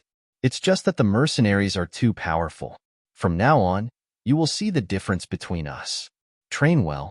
Even if you had more than half of the mercenaries' abilities, the Southern Ming Empire would not have fallen into such a passive situation. Chapter 450. From Huang Ye's words, it could be seen how optimistic he was about the mercenaries and how helpless he was about the Southern Ming army. The mercenaries protected Yang Chendong as they walked out of Gaozhou Prefectural City. However, the sixth young master didn't immediately return to the carriage. Instead, he walked with the Longfeng soldiers. He would do as much as he could to get closer to the military as he could. After all, the army was the foundation of a country. If he didn't have control of the army, then the so-called political power was just a joke. Seeing Yang Chendong walking casually among the troops, the people around him didn't relax. Especially Luo Per, the leader of the second group of the Cold Front, they were extremely cautious. Even the safety of the 95 style on their backs had been removed. They looked like they were ready to fight any battle at any time. Feeling everyone's nervousness, Yang Chendong chuckled and revealed a very confident expression. There's no need to be nervous. As long as Huang Yi is here, the Southern Ming army won't dare to be our enemy. Right now, their biggest enemy is still the Min King's rebel army. Since Yang Chendong, who had always been meticulous, made such a statement, the surrounding Longfeng soldiers naturally relaxed a lot. However, at the same time, there were smart people who heard the different meaning in his words. For example, Tiger's Mane asked the question in his heart. Young master, if that's the case, they won't be our enemy now, but they will be in the future, right? When Tiger's Mane asked this question, the Longfeng soldiers around Yang Chendong all pricked up their ears. Clearly, this was something they were very concerned about. That's right. Without making Tiger's Mane and the others wait, Yang Chendong nodded with certainty. But it's not that they want to be our enemy, it's that we want to be their enemy. Although the Ming dynasty is still prosperous, some of its policies are no longer popular. Water can carry a boat, but it can also capsize a boat. Everyone should know this. If we don't reform, then even if we don't do anything, other people will replace us. Yang Chendong's words were not alarmist. Although the Great Ming dynasty in this period of history had only entered the middle period and gradually weakened, because of his appearance, too many changes had occurred. For example, the division of the Great Ming dynasty into the north and south was the most obvious difference. A powerful country was suddenly split into two halves. Whether it was military strength or economic foundation, they would all suffer a serious blow. In addition, the country's policies were already rotten to the core. Even if he did not make a move, the Ming dynasty would not last as long as it did in history. When Yang Chendong said that there was a problem with the national policy, he was referring to the policy of emphasizing agriculture and suppressing commerce. Although China had always been like this in ancient times, believing that agriculture was the foundation of the country, believing that all labor should be engaged in agriculture and not in industry and commerce. As the saying went, one more person engaged in industry and commerce meant one less person engaged in agriculture. It seemed like this idea was very reasonable. In fact, it was precisely because of this argument that the previous dynasties did not have a large population. Could it be that the monarchs in history did not see the benefits of having more people? Could it be that only Taizu said that there was strength in numbers and that it was easier to do things with more people? Of course not. With more people, it would be more convenient to do anything, especially the recruitment of soldiers. Whether it was the number of people or the quality of the soldiers, it would improve a lot. But why was it that there was a truth that everyone understood, but which dynasty would really implement it? Even when the country was stable, they would relax the training of the army and even the expansion of the personnel. In the face of the country's crisis, they did not even have a decent army. As a result, they were defeated again and again, losing political power and everything. Naturally, it was not that they could not see all this, but it was limited by the environment. The most important point was the food problem. There was only so much land, and there was a limit to the food. If the population increased, there would definitely not be enough food to eat. This was the most important reason that hindered their development. For example, in the 100 years from the reign of Kangxi to the reign of Qianlong, the price of rice in Jiangnan had increased by 4 times, and the price of fields had increased by more than 10 times. For those poor commoners who did not have the money to eat meat, rice was their rigid demand. Then the problem was, what if they could not afford to buy rice? If they could not even feed themselves, how could they have more children and create a larger population? Fortunately, there were still sweet potatoes in the Qing dynasty. Although its taste was simple and its nutritional value was not high, it could still fill the stomach. Therefore, some people jokingly called the Kangxi and Qianlong age the sweet potato age. There was a certain reason for this. Therefore, in this way, the land became the foundation of the country. How to let the people have more land and let them have enough food and clothing. When they were rich, naturally, the country would be rich and strong. This was what people meant by hiding wealth among the people. But it was this truth that many people did not understand. On the contrary, soon after a dynasty was established, a privileged class would quickly appear. And this privilege showed that they would have a large area of land in a very short period of time. In the beginning, it might not be much, but as they continued to develop, they would naturally have to seize more land from the people to maintain their power and enjoy a high and luxurious life. They had no choice but to compete with the people for benefits. Take Yang Qindong, for example. After he was conferred the title of Duke of Loyalty, he also had his own legal land, and he was given more than 5,000 mu. Because the Ming dynasty was divided into the north and south, in order to discuss Zhu Qizhen, Dai Zongqi Yu deliberately gave the fief to Jianing in the south, making this fief impossible. But not everyone was like Yang Qindong, who was feared by the emperor. Most of the nobles who got their hands on land actually benefited from it. So where did these benefits come from? Of course, they could only invade the powerless ordinary people. As a result, the stable life of many ordinary people was broken. They went from owning land themselves to being tenants, which was to rent the land of the rich. Over time, life would become more and more difficult. In order to survive, all kinds of thoughts would appear and be produced. Think about it. When a person's life was a problem, what sense of responsibility and national honor did you expect them to have? For people like this, once there was a war, they would be lucky if they didn't turn around and fight against you. How could you expect them to work for you? More importantly, these privileged people were exempted from taxes. This was equivalent to completely wasting the best land in the country. If this continued, in the long run, how could the country not be destroyed and how could it not be attacked by groups? This was the problem with the Ming dynasty's national policy that Yang Qinong said. And if this national policy was not changed, even if the Qing dynasty did not appear later, it would still be replaced by other forces. Then again, was there a way to solve this problem? Of course there was. As people often said, as long as one was willing to use one's brain, there would always be more ways than difficulties. At least in the face of the current situation, Yang Qindong had a way to solve the problem, and that was to walk with more legs.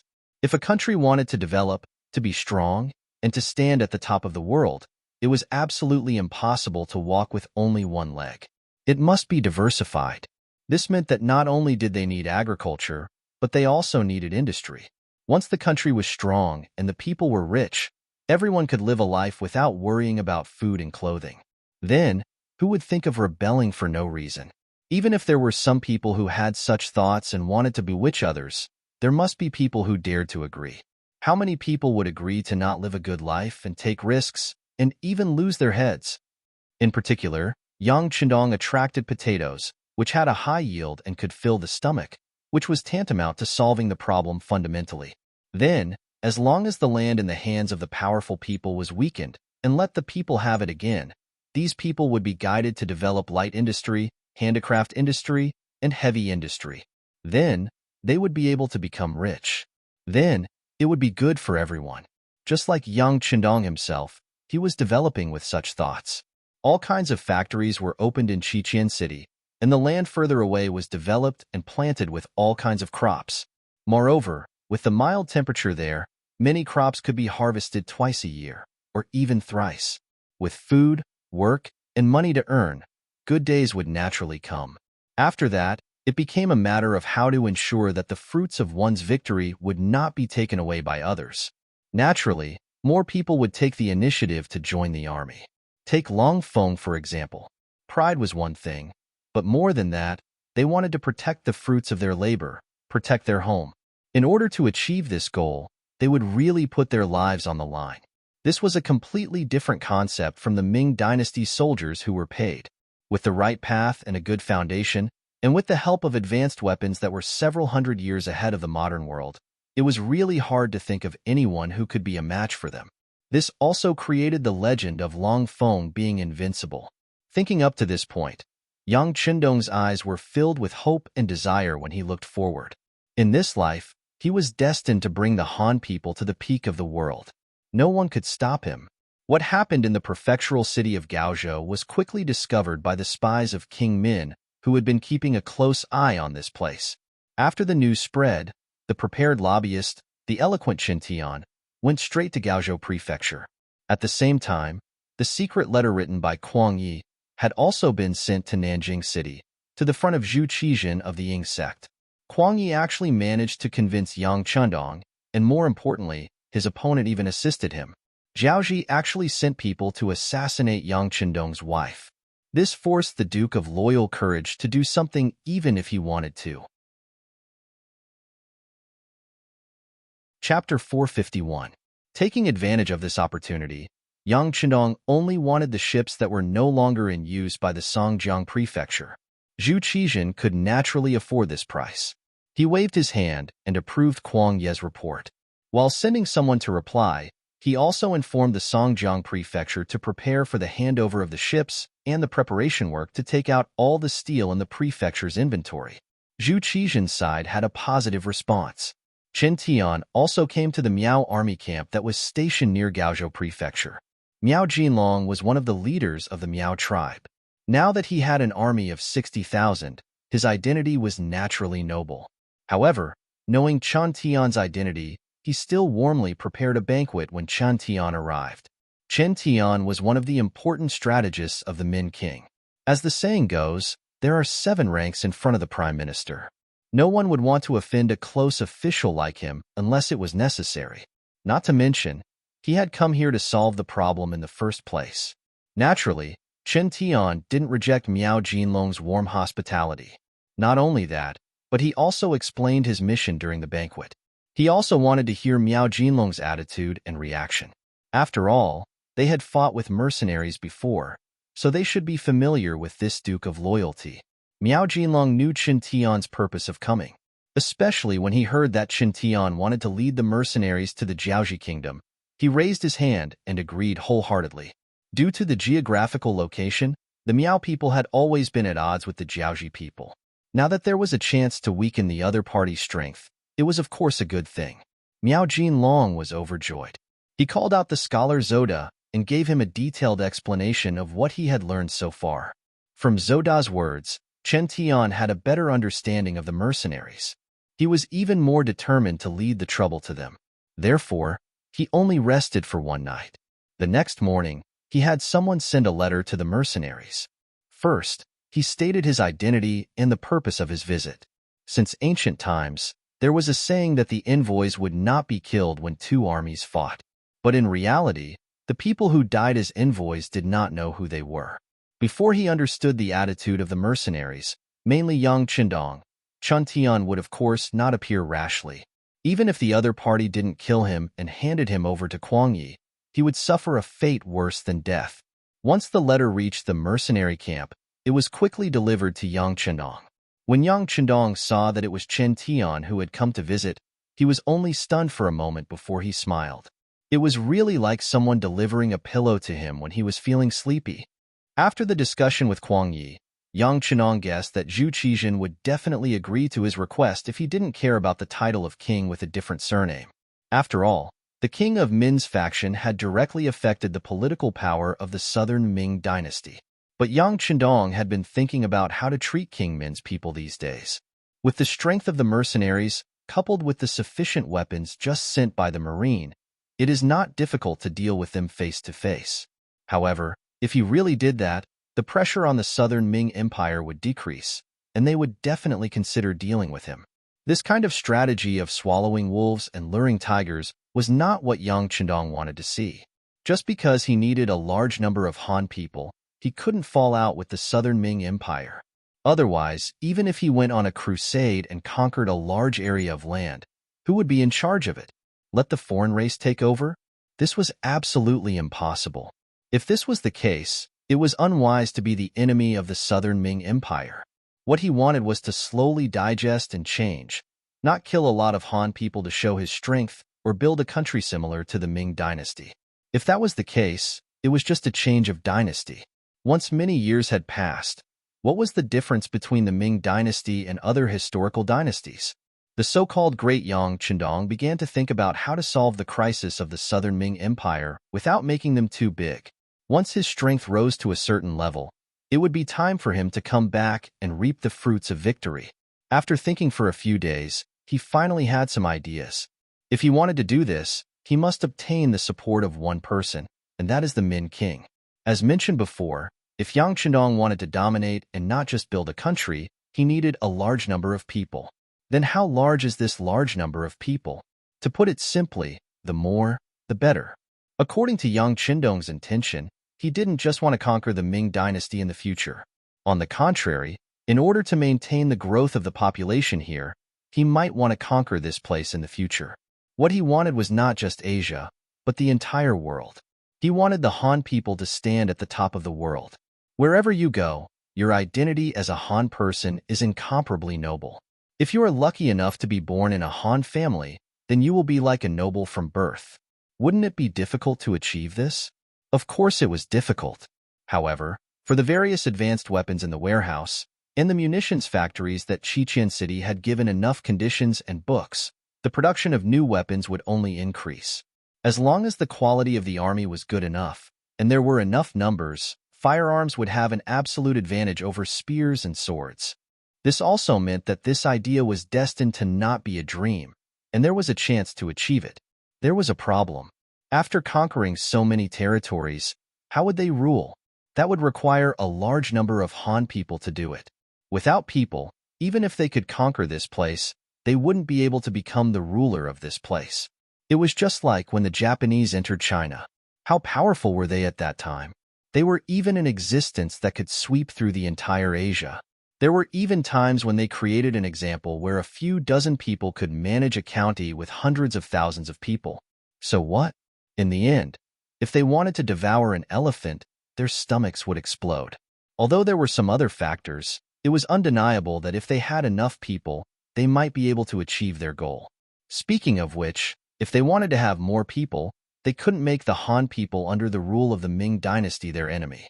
Otherwise, if they fought to their heart's content, they wouldn't have enough officials and soldiers who would listen to them and were loyal to them. Even if they destroyed southern Ming and Baiming, the country would still be in chaos. Once chaos began, who knew how many people would die and how many years it would take to restore the population to 60 million? Even if it was 60 million, Yang Qindong still felt that it wasn't enough. Fortunately, after the appearance of potatoes, the food problem of the people was greatly alleviated. Now, whether it was Baiming or southern Ming, they were encouraging people to have more children. From the looks of it, the country's population might increase exponentially in 10 years. The appearance of these new people might increase his chances of achieving his goal. However, the prerequisite was that the Han people's population couldn't be reduced for no reason. For this reason, Yang Qindong couldn't be enemies with the Han people under the king of Min for no reason. What he really wanted to deal with was the foreign race, Jiaoji. Jiaoji was now an ally of the king of Min. How to bypass them to deal with Jiaoji was the problem that Yang Qindong was thinking about these days. At this time, one of the important officials of the king of Min, Qin Tian, wanted to see him. If this wasn't an opportunity, then what was? Thinking about the appearance of the assassin in Mo Tua a while ago, he was from Jiaoji. In addition, There was more accurate information from the inside. Mo2O's attack was originally the decision of the King of Min's higher-ups. They wanted to kill with a borrowed knife. With this accurate information from the inside, Yang Chendong could guess the main reason for Chen Tian's visit even if he used his big toe. Or rather, this was what Yang Chendong hoped for. This was exactly what he wanted.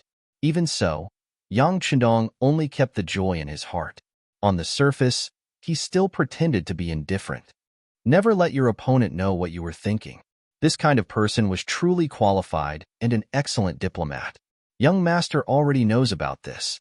Arrange for him to come over tomorrow. Tiger's mane. Go and contact him first. Yang Chendong didn't say much.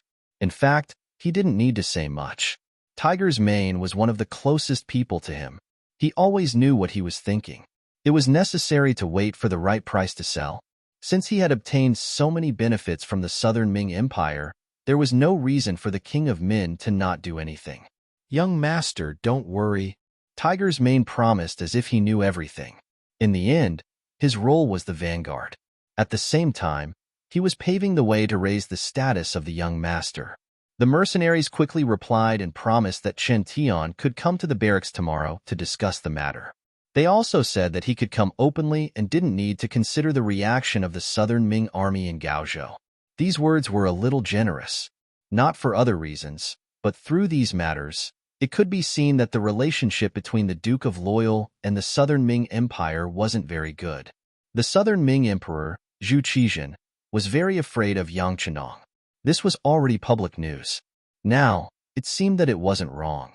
Chen Tian, who received a reply, was naturally very happy. He thought about how to persuade Yang Chendong when he saw him several times. He also thought about the possible unexpected situations several times. Early the next morning, he brought a group of men and went straight to the barracks of the mercenaries. When they left the barracks of the Miao army, Miao Jinlong sent people to escort them. However, when they were about to reach the city of Gaozhou, the mercenaries in camouflage took over and brought them over. This kind of thing was done in front of the eyes of the Southern Ming army. General Yu Guang, who was in charge of guarding the city, gritted his teeth. As early as last night, Yang Chendong sent people into the city to inform Kuang Yi that the King of Min sent people to talk to him. He also agreed and hoped that they would make things convenient. Chapter 452. When the letter was placed in front of him, Kuang Yi knew that he couldn't refuse. Not to mention that for the stability of the Southern Ming Empire, they couldn't afford to offend the powerful mercenaries. Just a few days ago, Hu Yin and Madame Xue almost died in the city. They were responsible. They didn't pursue the matter because they knew that it had nothing to do with them. However, if he didn't agree to the envoy sent by Min King to meet with Yang Chendong, then the other party could bring up this matter at any time.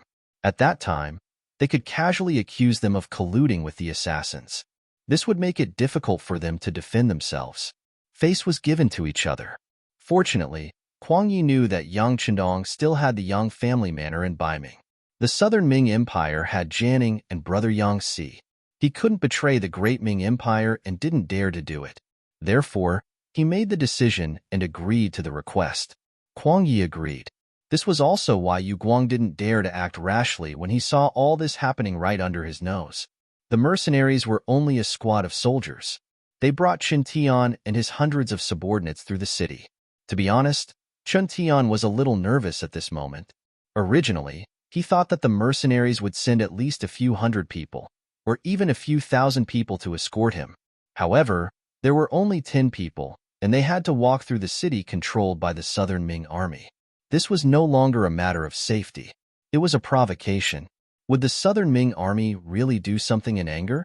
If that was the case, wouldn't his life be over? With this kind of nervousness, the group smoothly walked through the city of Gaozhou. When Chen Tian saw that the city had been left behind, he suddenly felt a burst of cold wind at the back of his head. At this moment, he remembered that he hadn't walked out of the gates of hell. He had just stepped into this place. For example, if he didn't have an agreement with Yang Chendong this time, how would he return to the Miao family's camp from the mercenaries' camp? Without the mercenaries' escort, how could he guarantee his safety? Only at this moment did he feel fear. In the mercenary camp, Tiger's mane, representing Yang Chendong, met Chen Tian first. He served him good food and wine, fulfilling his role as a host. Chen Tian didn't expect to see young Chendong the moment he arrived. Fortunately, he was prepared for this. After investigating young Chendong, he knew what kind of person Tiger's mane was and the importance of his position. So while he was eating, he ordered his men to carry 2 big boxes of gold and place them in front of Tiger's mane. One box was worth 1,000 taels of gold, so 2 boxes would be worth 2,000 taels of gold. According to the exchange rate of 1 to 8, that would be 16,000 taels of silver. To an ordinary citizen, this amount of silver was more than enough to eat and drink for a lifetime. And this was just Chen Tian's greeting gift. He had already explained to Tiger's mane that as long as he could meet the Duke of Loyalty, there would be more than 10 times the amount in front of him. The first gift was more than 100,000 taels of silver, and it wasn't even given to the main person. From this, it seemed that Chen Tian was very sincere. Tiger's mane also stared greedily at the silver in front of him. I can try to see if you can meet my duke, but do you know that Yingzhong has already promised to give Songjiang prefectures and used shipyard to my duke? In comparison, if it's just some gold and silver, I'm afraid it's not sincere enough. He wasn't afraid of making a request, but he was afraid of not saying anything. Chen Tian's eyes were filled with excitement. Of course, we won't just take out these things. In order to show our Min King's sincerity, there are already 500 carriages of steel being sent here. It should arrive in a few days. 500 carriages? Tiger's mane pretended to be very surprised and then nodded. Well, then I'll try to help you put in a few good words. Tiger's mane was only willing to help because of the silver. Thank you. Thank you, General Tiger. If we can achieve our goal this time, Chen Tian will still have more rewards. Haha, you're too kind, Tiger's mane said with a greedy face and poured a cup of wine directly into his stomach. And on the same night, Chen Tian was allowed to meet Yang Chendong. He met the extremely young but powerful Duke of Loyalty of the Ming dynasty. Chen Tian greets the Duke of Loyalty. After meeting, Chen Tian's eyes revealed a trace of surprise. He cupped his hands and bowed respectfully. At this time, Yang Chendong was only 21 years old. However, after experiencing so much, he already had the demeanor of a superior person. If he was willing, he could reveal the aura of a superior person at any time. You are Chen Tian? Yang Chendong, who was sitting at the head of the tent, stared at the person who came and sized him up. Then, he said very casually, I heard from Tiger's mane that you are very good at doing things. You even want to give me a gift? Is it because your king of Min is afraid of me? Unlike the calmness he showed when he was with Long Feng, at this moment, Yang Chendong showed a very arrogant side. Although Chen Tian looked submissive at this time, in fact, he was quietly observing Yang Chendong. Before this, he had grasped a certain amount of data and even read a lot of intelligence. However, Chen Tian believed in everything he saw with his own eyes. Although the intelligence said that the Duke of Loyalty was courageous and talented, Chen Tian always thought that this person was still too young.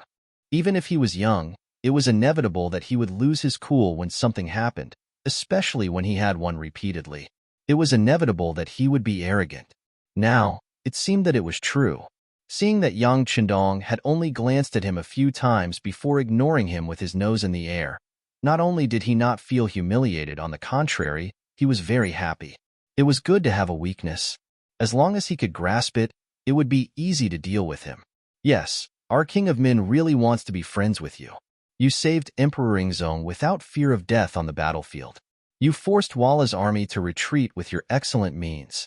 You even completely destroyed Master Huang's army in Guangdong in a very short time.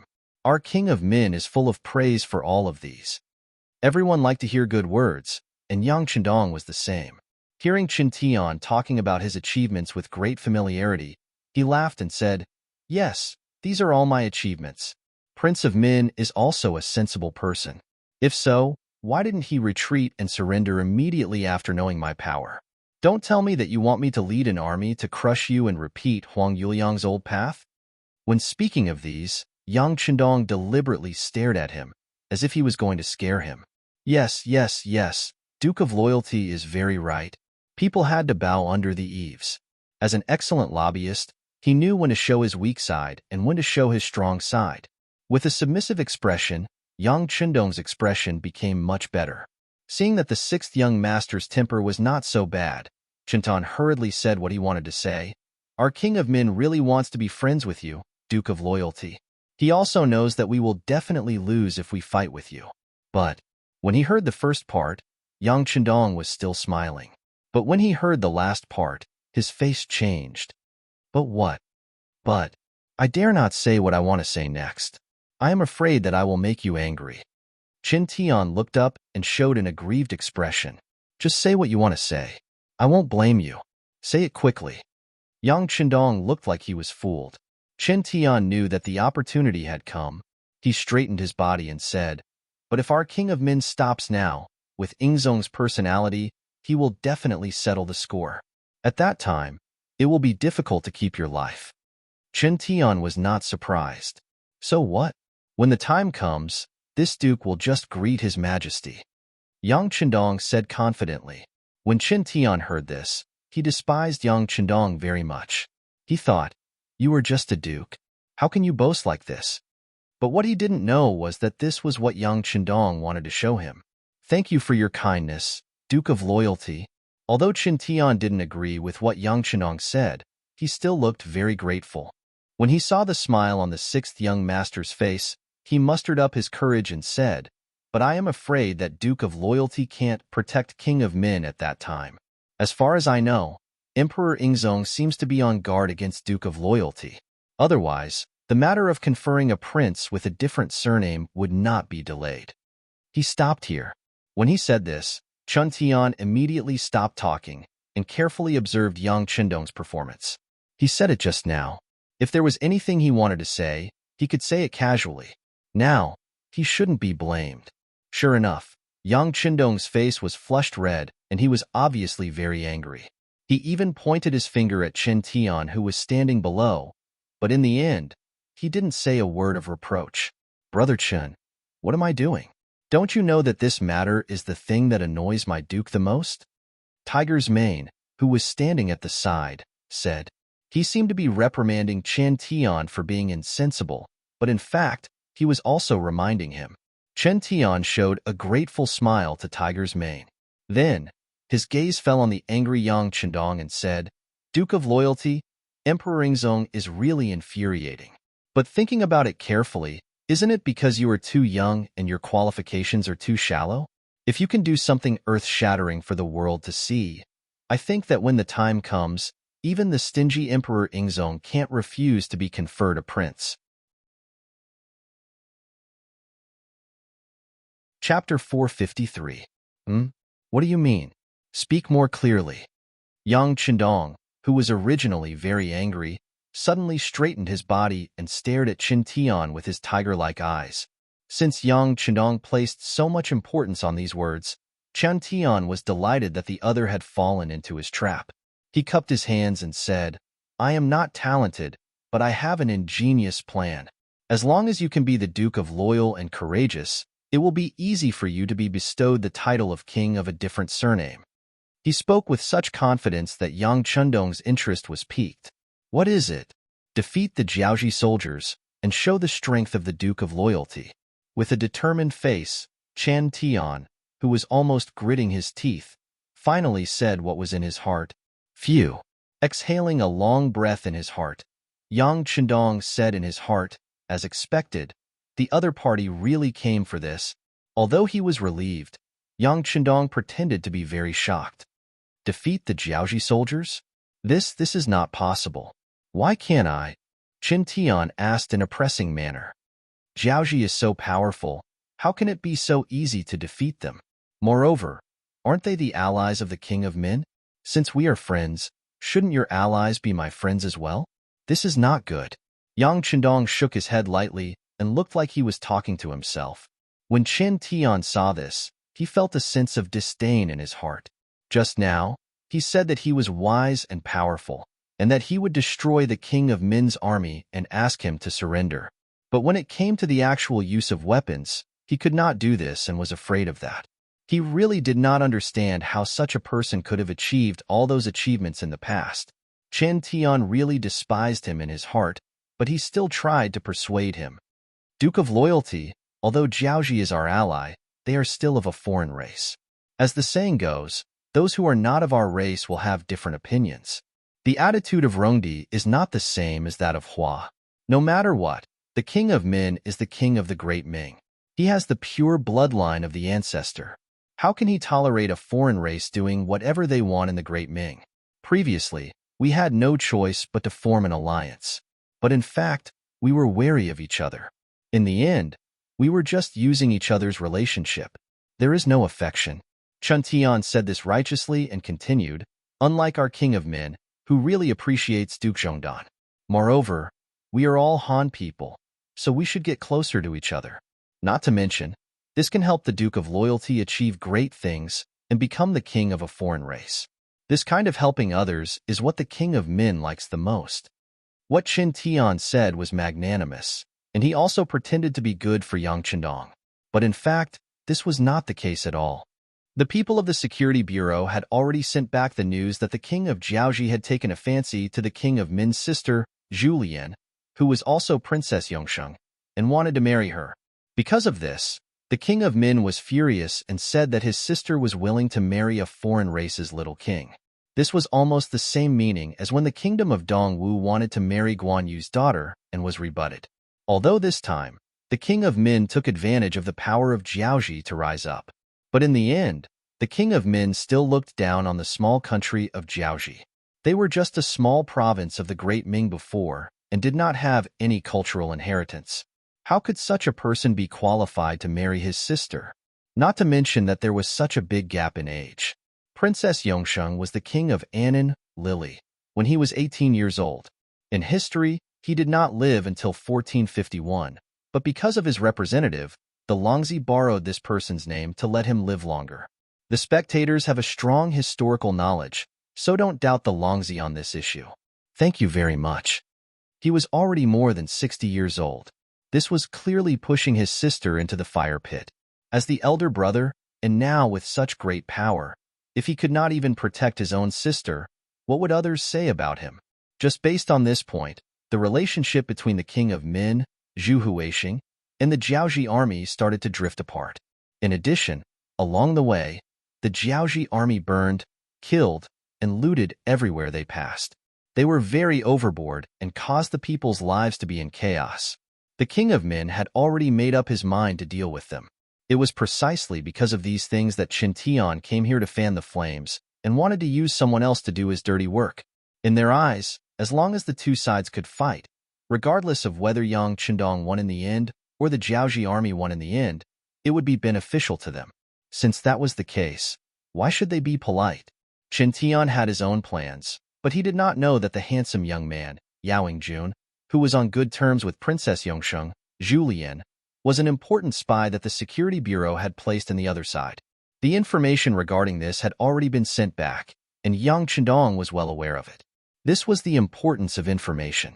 If he knew everything in advance, he would have more time to deal with it, and he would be able to find the best way to solve the problem. What Qin Tian said was extremely righteous. From the perspective of the nation and country, even if Yang Chendong knew the truth, he would not correct it. Wasn't all of this what he wanted to do? Since he could not do anything to the Han people, then it should not be a problem to deal with the foreign races. Especially Jiaoji, the predecessor of the modern Vietnam.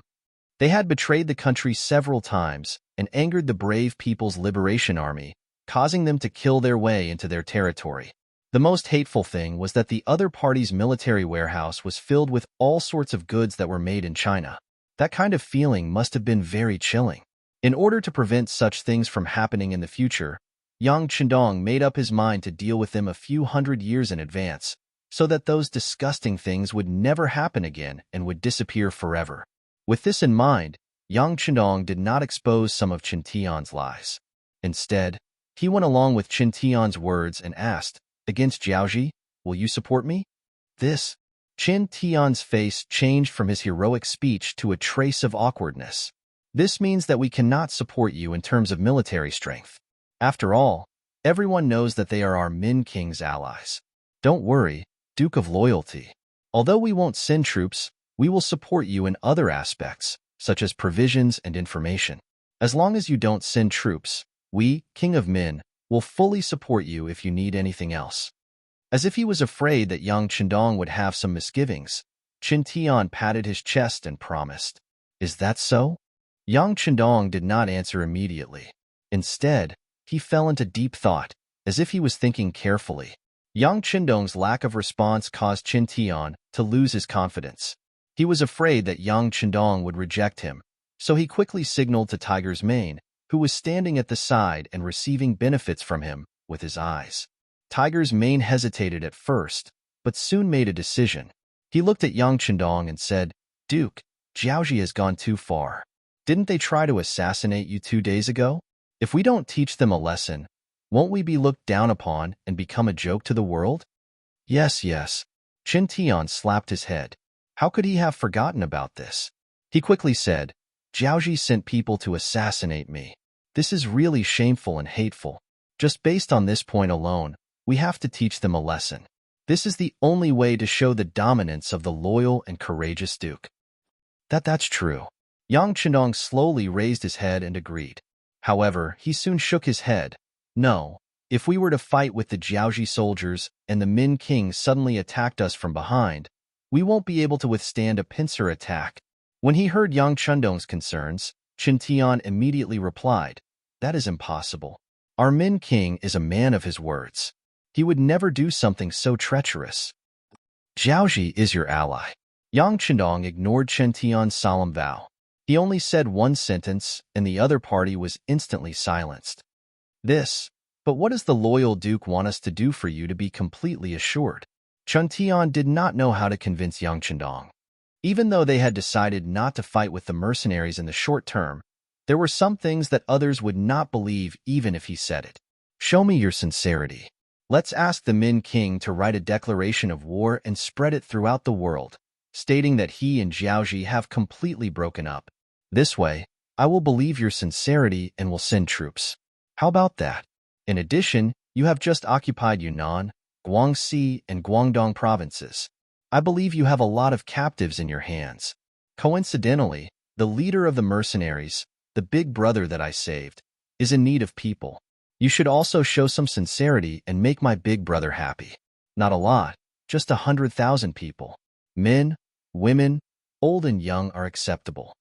Yang Chendong proposed the plan that he had decided on long ago. Yang Chendong, who understood the situation of the Min King, naturally knew that the other party did not like the Jiaoji army and would not make a move on him in the short term. However, there was always a possibility. Before the situation changed, who knew what would happen in the future? Most importantly, if he wanted to do this, he would need the support of Nanming. This declaration of war became very important. This was also the reason why he could convince Minister Kuangya to not make an enemy out of the Min King and the Miao army and focus on dealing with Jiaoji. Without this declaration of war, how would others believe him if he just said it himself? At least, it would be easier for him to ask for 100,000 people. He had just occupied 3 provinces. Others might not have it, but he had a lot of people in his territory. Moreover, he did not only want young people. In this way, he could also help the other party solve the problem of having too many people but not enough food. Yang Chendong proposed his own request. This time, it was Qin Tian's turn to consider. 100,000 people was indeed a problem. He could just give more to the older children and less to the young men. He could make the decision on this issue. If he wanted to make a declaration, it would not be a big deal. However, would people say that the Min King was burning the bridge after crossing the river? After all, they were able to rise so quickly because of the Jiaoji army's help in the beginning. Chapter 454. While Qin Tian was still considering the gains and losses, Yang Chenong spoke again. "Jiaoji is a foreign tribe after all. If Prince of Min really wants to achieve something in the future, it would be best for you to draw a clear line with them. They were not like the Miao people. They had been living on this land for generations and were used to being in each other's company. Jiaoji people were very independent. If they were to become successful one day, it would be enough for His Highness, Prince of Min, to be very busy. Of course, you can go back and discuss this with Prince of Min. We are not in a hurry." Yang Chendong was indeed not in a hurry. Regardless of whether it was the steel that Zhu Qizhen wanted to give him or the steel that Prince of Min gave him, they had not arrived yet. With the mindset that having the steel in his hands was the way of the king, he would not do anything as long as these benefits were not in his hands. Even though he was already mentally prepared to fight Jiaoji, he still had to take things one step at a time. Qinan thought that there were some things that he could not decide. So he raised his head and said seriously, "Then I will report it to His Highness King Min. I think it will not take long for Duke Zhongdan to give a satisfactory answer. But please rest assured that regardless of whether this matter is successful or not, we have no intention of becoming enemies with Duke of Loyalty and the mercenaries." Yang Chendong nodded satisfactorily at the other party's goodwill. "Good. As long as Prince of Min's army and the Miao army do not make things difficult for us, we will not take the initiative to cause trouble. You can rest assured about this." This was considered an agreement that both parties agreed upon. Based on this agreement, Chen Tian did not come here in vain. Thinking that Prince of Min still had to make a decision on the declaration of war, and thinking that Jiaoji was pressuring him step by step, he decided to take his leave. Following this, Long Feng naturally sent them out of the camp. Unlike when he came, the hundreds of chests of gold and silver that Chen Tian brought were all placed in the mercenaries' camp. This was originally a show of sincerity. Since the negotiations went smoothly, there was no mention of taking back the chests. Not long after Chen Tian left, Tiger's Mane represented him on a trip to Gaozhou's prefectural city. He followed the young master's instructions and explained the key points of this negotiation to the other party. Kuang Yi was waiting for news in the government office. Since Yang Chendong sent someone to inform him that there would be an envoy from King of Min, Kuang Yi could not sit still. Yang Chendong and his mercenaries were so powerful that he was shocked more than once. The current southern Ming Empire was already riddled with holes. They were already facing huge difficulties.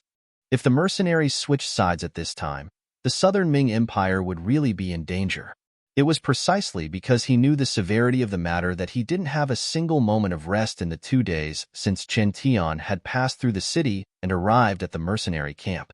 Because of this matter, Guan Ying, Ma Wei, and the others repeatedly tried to persuade him. For example, they said that Yang Chendong's fourth brother was still in Jianing. If the Duke of Loyal Courage dared to make a move, they could use his fourth brother to threaten him. Some people even suggested that when Chen Tian passed through the city, they could kill the envoy directly. By then, it would be more difficult for the Duke of Loyal Courage to ally with King of Min. In the face of these schemes, by the time they reached Kuang Yi, they were all rejected by him. Now Yang Chendong had not made a final decision. If they pushed him so hard, it would be easy for him to be pushed to the side of the opponent. If so, they would really be sinners for all eternity. Kuang Yi, who was already very old, would not agree to such a risky thing. Not to mention, based on his understanding of Yang Chendong, this person was very considerate of the overall situation. Otherwise, he would not send troops to Guangdong to quell the rebellion of the Yellow Bandits without receiving any benefits. It was only because the Emperor, Zhu Qizhen, did not believe in all kinds of things that led to the current situation that was not very good. Thinking of the Emperor, Zhu Qizhen, Kuang Yi also felt a headache. Since ancient times, the imperial power was the greatest. This was indisputable. But there was a premise for everything, that was, the imperial power was consolidated. When the power was strong, it was really the greatest. On the contrary, if you were not strong enough and still wanted others to obey you, then the emperor was not sensible. Not all the generals in the world were like Yu Fei, who could be called back with 12 gold medals. Who was Yang Chendong? If one looked carefully, he had been wandering outside the imperial power. In fact, with the powerful mercenaries as his backing, he also had such strength. In the face of such a strong soldier, the most important thing to do was to find a way to make friends with him and play the emotional card, instead of oppressing him with power and finally making a loss. Of course, although Kuang Yi was also an important minister, he could not represent the emperor in many things. Some things he just thought in his heart. If he really wanted to say that he really wanted to blame Zhu Qizhen, he did not have the power to do so, let alone the ability to bear the consequences. While Kuang Ye's thoughts were still in torment, Tiger's Mane came. This was Yang Chendong's closest person. Many times, his appearance could represent his master. In the main hall, Kuang Yi saw Tiger's Mane. Although he did not personally come out to greet him, His waiting figure in front of the hall was enough to give Tiger's Mane face. Who was Tiger's Mane? In these years, after being trained by Yang Qindong, he was no longer the little follower of the past. This meant that he was reluctant to leave Yang Qindong. Otherwise, if he was casually sent back to Tsuxian City, he would be in existence on the same level as Long Song and Gao Xiong. It was not impossible for him to be higher than them. Seeing that Kuang Yi was waiting outside the hall, this kind of treatment made him feel flattered.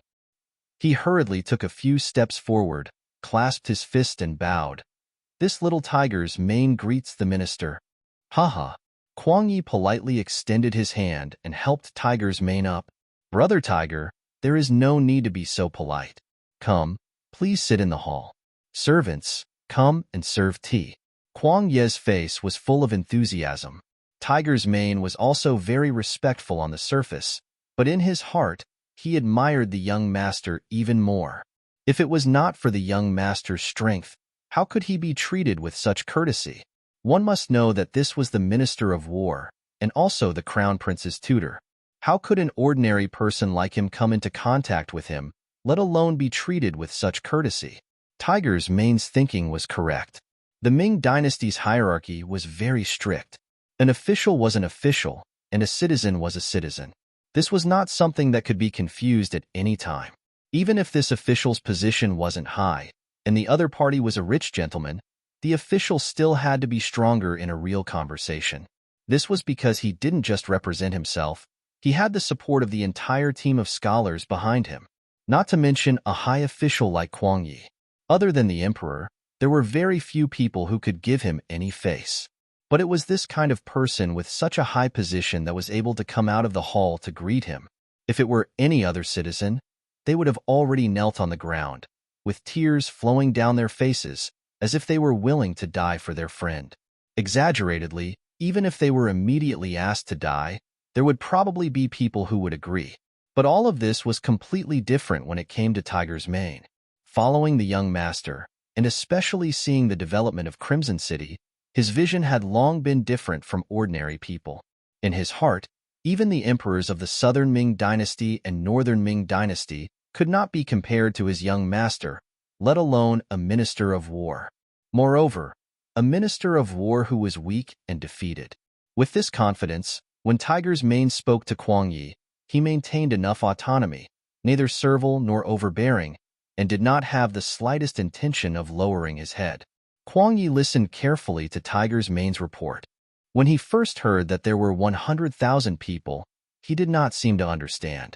After all, why would the mercenary army need so many Han people? But then when he heard that Yang Qindong asked the king of Min to make a public declaration of war against the Jiaoji army, his attention was completely diverted. He suddenly stood up from his chair. Did the king of Min agree? Not yet. Tiger's Mane acted as if he did not see Kuang Ye's excitement. He shook his head and said, "The messenger Chen Tian said that he would go back and discuss with the king of Min, but my young master also said that there would be no problem." Yang Qindong said that there would be no problem, so Kuang Yi was much more confident. It had been proven that on such a major issue, the Duke of Loyalty would not speak without thinking. And if this was the case, it would be great. Without the support of the Jiaoji army, the strength of the king of Min's faction would naturally be greatly reduced. At least in the short term, they would not have the strength to continue north. This would give Southern Ming more time to breathe. Once they made good use of it, the recruited recruits would be trained, and it would be equivalent to having another powerful army. At that time, they would go all out to the south and solve the problem of the king of Min. Thinking that Southern Ming finally saw the dawn of revival, Kuang Ye's spirit became much better. When he looked at Tiger's Mane, his tone became more determined. "Then I will have to trouble Brother Tiger to convey to the Duke of Loyalty that we thank him for everything he has done for Southern Ming. If this matter is successful, it will be a great merit. I will report it to the emperor." Tiger's Mane felt that Kuang Ye's words were sincere. He cupped his fist and said, "I thank Minister for your kind words on behalf of my young master. Oh yes, my young master also said that once the king of Min really makes a public declaration of war, Minister, please give up on Gaozhou Prefecture for your own safety. Southern Ming should also take this opportunity to recuperate. Once the training of the new army is completed, Then it will be time to go south and solve the problem of the King of Min. Before that, it is better not to act rashly. Otherwise, the situation will become very troublesome. Hu Meng's words were a little decisive and even a little unpleasant to hear. The gist of it was that without the mercenaries here, Kuang Yi and his 1,000 men would not be able to defend Gaozhou Prefecture no matter what. At first glance, it did seem like he was looking down on them, but wasn't this the reality? Chapter 455. Not to mention the huge difference in military strength between the two sides, Gaozhou Prefecture was already an isolated city. Around him, except for the road back home in the northeast, the other directions were all occupied by the King of Min and the Miao people. In such a situation, even if they did not attack the city, they could surround Kuang Yi to death. The situation was like this. It was not because Tiger's Mane's words were unpleasant. Kuang Yi, who knew this, was not angry. Instead, he clasped his fist and thanked him. I am grateful that Duke Zhongdan is still thinking for me. Brother Tiger, please go back and tell Duke Zhongdan that I am not an inflexible person. I will give up Gaozhou Prefecture and return to Nanjing to train the new army. Kuang Yi was so honest and admitted his shortcomings and weaknesses. This made Tiger's Mane think highly of him. Okay, I will pass on your words to my young master. I will take my leave now. While Tiger's Mane and Kuang Yi were talking, Yang Qindong called the two regiment commanders to discuss in the tent. Regiment Commander Liu, I have equipped all your auxiliary soldiers with Type 81 rifles. How are you guys getting used to it? After returning a simple and efficient military salute, Yang Qindong asked the auxiliary regiment commander, Lu Zhua. The last time he fought with Miao Bing using cold weapons against cold weapons, the result was naturally a great victory. However, his side's losses were not small, at least in Yang Qindong's eyes. In order to preserve his sufficient strength, and also to display his sufficient advantages, he decided to equip all the auxiliary soldiers on the battlefield with the 81 automatic rifle, which was commonly known as the 81 automatic rifle. The reason why they were not equipped with a better 95 style was because they wanted to differentiate the cold edge from the auxiliary weapons. Secondly, and more importantly, with the current strength of Crimson Nest City's arsenal, they were still unable to create the 95 style. Even for the Type 81 rifles, Yang Qindong first took out a large number of finished products for them to understand and disassemble. In addition, they already had the successful experience of their predecessors. A lot of information was found in the warehouse. It was because of all these advantages that the Type 81 assault rifle could be used. It had to be said that there was no lack of smart people everywhere, especially the craftsmen of the great Ming dynasty. In terms of intelligence, they were no worse than the craftsmen of any other period. It was only because they didn't have enough development environment that they naturally went from being brilliant to being ordinary. During the Ming dynasty, craftsmen had very little social status and their income was extremely low. It was already considered good if they could fill their stomachs. Even so, there were still some people who wanted to invent something that was very practical and push the development of social science forward. Unfortunately, the person who made such a contribution did not receive a reward that was proportional to his efforts. There were even some people who gathered the materials for their own experiments. Once they succeeded, the fruits would belong to the Ministry of Works and the Emperor. The only thing they would get was the title of a good craftsman, which couldn't be eaten or exchanged for money. Under such a system without any incentives, it was easy to imagine that even the best craftsmen would soon become a commoner. However, the same people in Yang Qindong's hands were completely different. The armament factory in Crimson City implemented a guaranteed incentive system. The guaranteed salary referred to how much money you would receive after completing the work at hand. The incentive system referred to how much you would receive after completing the task or making other contributions.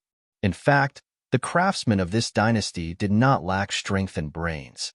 Once there was space for them to display their abilities, everyone would hold their breaths and fiercely exert their strength. Because of this, many outstanding people appeared. Not only did they receive honors, such as medals of various levels in their hands, they also received large amounts of gold and silver. This reward system that not only gave them fame but also money made all the craftsmen burn with passion. Under such a big environment, naturally, they would get twice the result with half the effort. Just like the armament factory, The quality of steel determined how many guns and cannons could be produced. In the process of tempering steel, with the help of the books provided by Yang Chendong, they could make the steel more solid instead of being so brittle. They could also increase the density of the steel so that there would not be many small bubbles in the performance, which would be easy to explode. Regarding this basic knowledge, there were clear records in the books. As long as one diligently studied, they would discover that many of the principles were not that difficult to understand. It was just that they lacked imagination.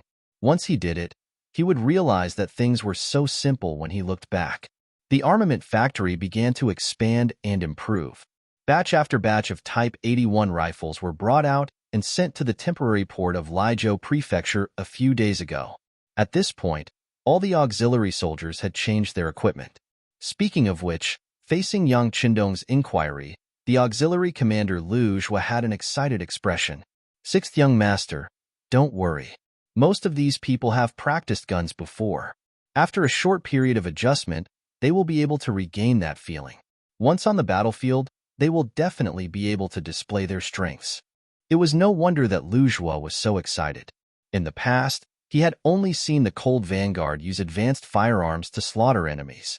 Although they were also equipped with the new type of bows and crossbows, the effective range was still too short. The advantage wasn't very obvious. Because of this matter, the battalion commanders and company commanders below him had looked for him more than once. They had asked him when they would be able to be like the Cold Vanguard and use advanced firearms to kill enemies in battle. In the past, when faced with this question, Lu Zhua would remain silent because he didn't know when this day would come. But now, the Type 81 rifles were given out. Although they were still lacking in functionality compared to the Type 95, especially since they were handmade, there were still some differences between the same gun. It still required the soldiers to familiarize themselves with each gun. However, compared to the cold weapons in the enemy's hands, these rifles were already many times stronger. Once they used these Type 81 rifles on the battlefield in the next war, it was easy to imagine what the outcome would be. Just thinking about it made him excited. Lu Zhua was still standing there with a face full of excitement. Yang Chendong's gaze had already landed on the commander of the Cold Vanguard's 2nd Regiment, Luo Pu.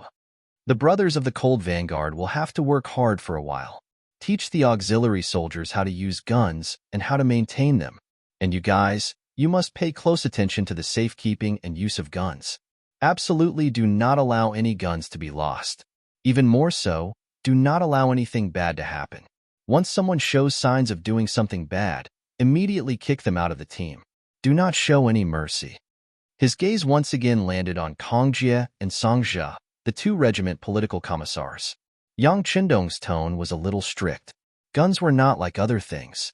Once in the hands of the enemy, they could create chaos or even assassinate people. They could take people's lives in the blink of an eye. In the face of such an advanced double-edged sword, one had to be vigilant. This was also why only the auxiliary soldiers were issued Type 81 rifles. The temporary auxiliary soldiers who had not been through much training still used cold weapons. Sixth young master, don't worry. We know. Normally, when there is no mission, each person will only fire 5 bullets. Also, there will be a check in the morning and evening. Soldiers have the right to supervise each other. As long as there is no platoon or squad covering for each other, nothing will happen. The 2 regiment political commissars said with a solemn expression. Clearly, they had also realized the benefits and corresponding dangers that advanced guns could bring to them. Thus, they had long prepared for it. That's the best. You have to talk to the soldiers in a timely manner. Make full use of your advantage in thinking. Once there are any bad signs or problems with the soldiers, you have to immediately enlighten and solve them. Today's matter can't be left to tomorrow. Yang Chendong nodded and said again in a strict tone. After discussing the issue of guns, his gaze landed on the 4 officers and said, "Make use of the time to rest and reorganize. It won't be long before we move out. At that time, I'm afraid that it will be impossible for everyone to rest as much as you do now. So, now is the time to mobilize before the war." When they heard the words "mobilize before the war," the 2 regimental commanders and the 2 political commissars couldn't help but tremble. Compared to the Ming army who was afraid of war, they had been waiting for this day because only war could quickly expand their strength. Only war could show their ability. Yes. The four of them gave a very standard military salute in unison. At this moment, every one of their breaths became a little hurried. Crimson City. Compared to 2 years ago when Yang Chendong left this place, it could be said that it was completely different. Spacious and clean cement roads, neat and orderly buildings of various types, self-contained and well-equipped new residential areas, all kinds of factories and units, one after another. Looking from afar, who knew how many tall chimneys were emitting black smoke? This was far from the time to care about environmental issues. At this moment, the world had yet to experience the industrial era. It was originally very well protected, and Crimson City was the first industrial city. Every day, many of the things manufactured here would be transported by the Navy of the Cold Front to the nearby areas. For example, items as small as toilet paper, toothpaste, toothbrushes, chewing gum, soap, towels, nail clippers, sugar, canned food, and so on. As large as mirrors, glass, cosmetics, cheongsams, and so on, all of them were best-selling products. They were all in short supply and were sent to some nearby countries. These things were exchanged for countless gold and silver, rice, flour, cloth, and various ores and steel. With the raw materials on Ryukyu Island, as long as it was Yang Xie's territory, everyone's life became better. They had enough food and clothing, and their homes were filled with all kinds of food and silver. In order to ensure that these fruits of victory were not stolen and plundered by others, everyone gave their all to push this carriage forward. Chapter 456. One of the branch factories of the main food factory, the instant noodle factory. The factory's director, Zhou Dai, was leading nearly 3,000 workers in the factory to make the newly developed instant noodle. This was the political task given by the sixth young master in a letter. Along with the detailed process of making instant noodle, there were also 2 boxes of finished products. Zhou Dai was the first person to fully understand the book and develop the first bowl of instant noodle. According to the reward system, after passing the political review and confirming that there were no problems with the person and family background, he became the first factory director of the instant noodle factory. Before, when he heard that the first person to develop instant noodle would be the factory director and become the leader of 3,000 people, Zhou Dai didn't believe it. But when he really did it and was entrusted with this important task, at this moment, he was extremely excited. At the same time, his admiration for the sixth young master was like a torrential river. No one knew when it started, but there was a legend in Kaohsiung City. It was said that the sixth young master was a god sent by the gods to save the hard-working people and change the world. Otherwise, why would the sixth young master always be able to come up with all kinds of new things that they had never heard of before, or even dared to think about? The ancient people were originally very superstitious, and most of them didn't have any culture, so it was easy for them to be taken advantage of. In addition, Yang Chenong did indeed get a lot of good things that smart people couldn't think of, such as the various advanced guns and cannons guarding Ryukyu Island. With these facts, more and more people believed in this legend. So much so that the Yang Xia higher-ups who first spread this rumor also agreed with it. Instant noodle was precisely based on this legend. Of course, this was also due to the big warehouse. When the bags of instant noodle were opened and soaked in hot water and eaten by everyone was full of praise and praise. The higher-ups immediately decided to rush the production of these things. Not only could they replace food to provide food for the people, but they would also be excellent military supplies if they were placed in the army. It would play a crucial role in solving the problem of food rations for the soldiers. With the help of some books that Yang Chendong found in the warehouse, the method of making instant noodles was listed in detail. Then came the more complicated manufacturing machine. Once the machines were available in batches, the production of finished instant noodles would be greatly accelerated. All of this work was left to the blacksmiths in the munitions factory. There was strength in numbers. After nearly half a year of various experiments, the first batch of machines finally left the factory. The moment they were distributed to the instant noodle factory, Zhou Dai and more than 3,000 employees were so excited that they shed tears. They knew that their opportunity to perform had come. He took out the wheat, oil, and other materials that he had prepared beforehand. With the help of the machine assembly line, the the first batch of homemade instant noodles was finally ready. Due to all kinds of problems, the production of the first batch of instant noodles was full of twists and turns, and the machine had to be stopped from time to time. However, as long as the first step was taken, it was believed that it wouldn't be long before a more suitable second assembly line appeared, followed by a third, a fourth. In the end, instant noodles would be popularized and become an important part of the food factory. The latest news about the changes in Qiqian City would be sent to Yangchendong every few days. Once they found that there was a deviation from the track, they would immediately correct it, and then the information would be quickly transmitted to Ryukyu Island. After 2 years of development, the Security Bureau was no longer what it used to be. Their tentacles had already involved various places, and even many countries. Just the monthly budget alone had expanded to more than 3 million taels. With so much money spent, even if such a huge organization was handed over to the Southern Ming or Ming to manage, they would not be able to afford it financially. This was also the important reason why the Security Bureau had actually surpassed the Imperial Secret Guards and the East Faction Guards in many aspects. Of course, 3 million taels a month seemed to be a lot, but when one knew that the total number of internal and external personnel of the Security Bureau had reached 50,000, it was not so surprising. In other words, if it was implemented on each person, it would only be tens of thousands of taels of silver a month. It must be known that in order to find out useful information, these people would definitely spend a lot of money. Often, it was just a small piece of inadvertent information. If one wanted to be the first to get it, one would have to spend a lot of money and time in the early stages. In this regard, Yang Chendong had no intention of reducing the amount at all. In his eyes, the Security Bureau had not developed enough. His goal was the whole world, and he had only just touched Asia and a small part of Europe. This result naturally could not satisfy him. It could also be imagined that one day, when they really went out, the Security Bureau would definitely be the group of people who would always be at the forefront.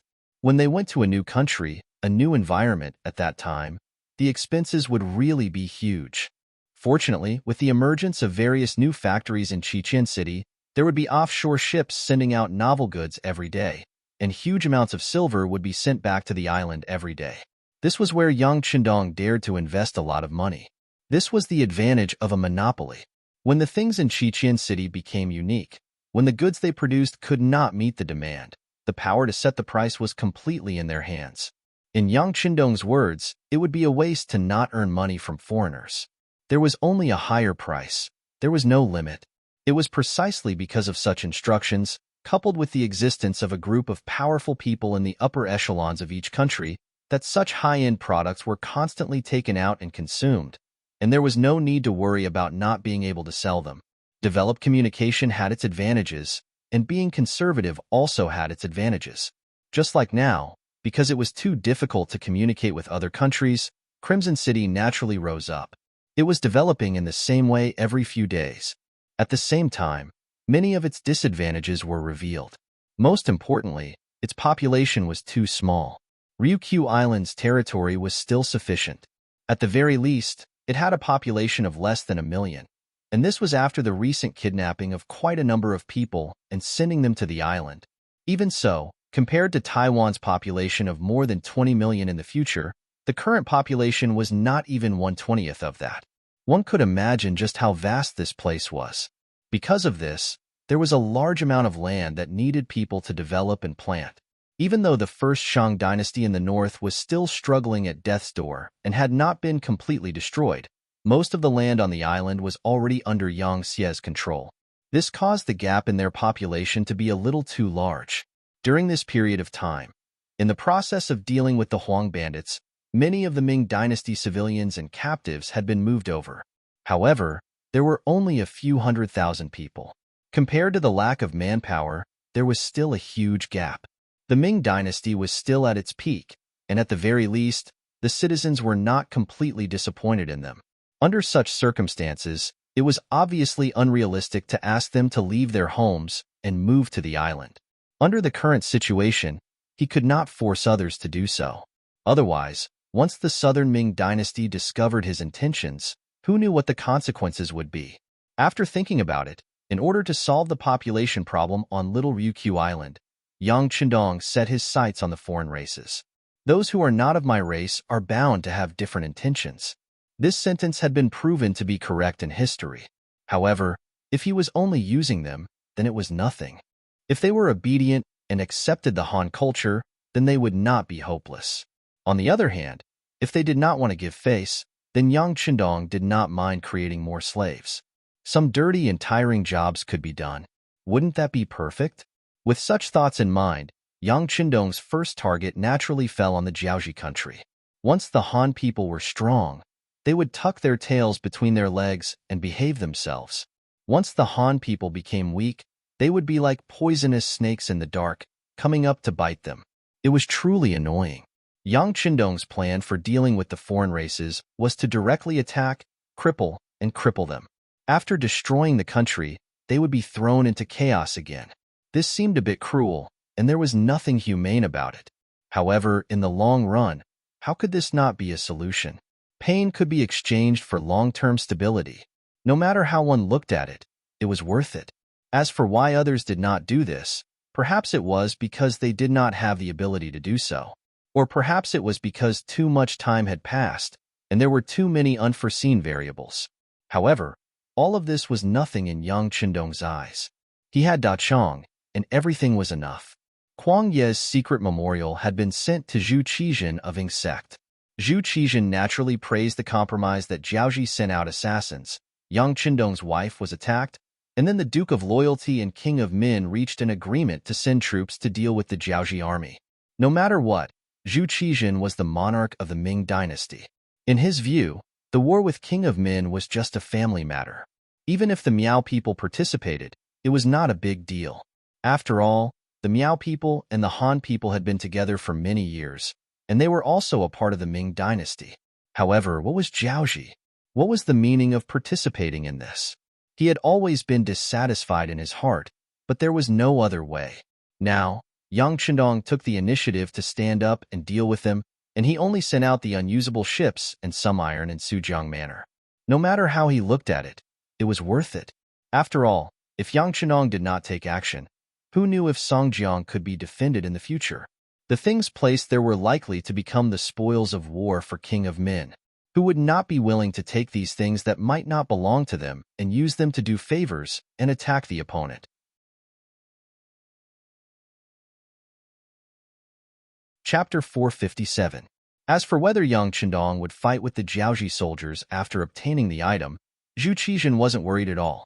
Not to mention that Jiaoji's actions would attract Yang Chendong's anger. Just based on what Kuang Yi said in the secret report, would the King of Min issue a declaration of war against Jiaoji? Based on this, it was enough to make people feel relieved.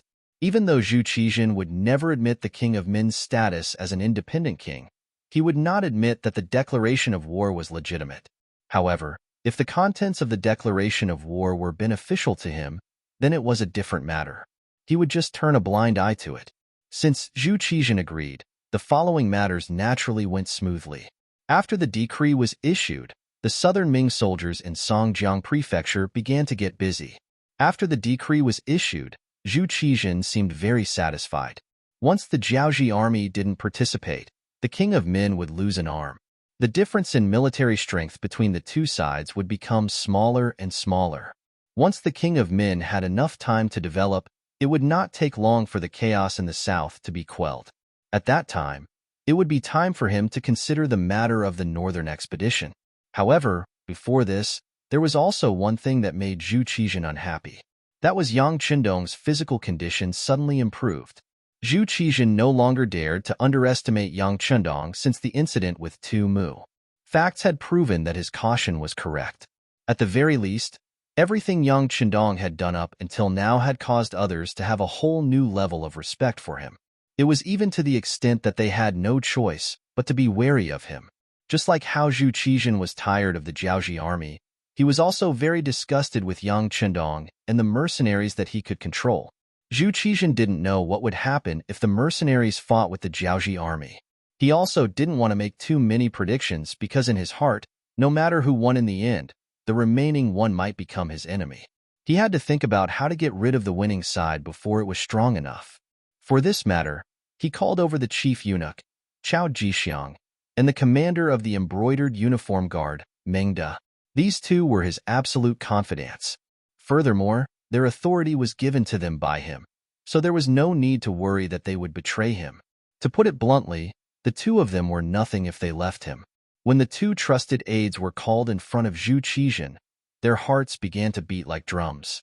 They wondered who the emperor was going to deal with this time. Who was he going to play tricks on? They couldn't be blamed for having such thoughts.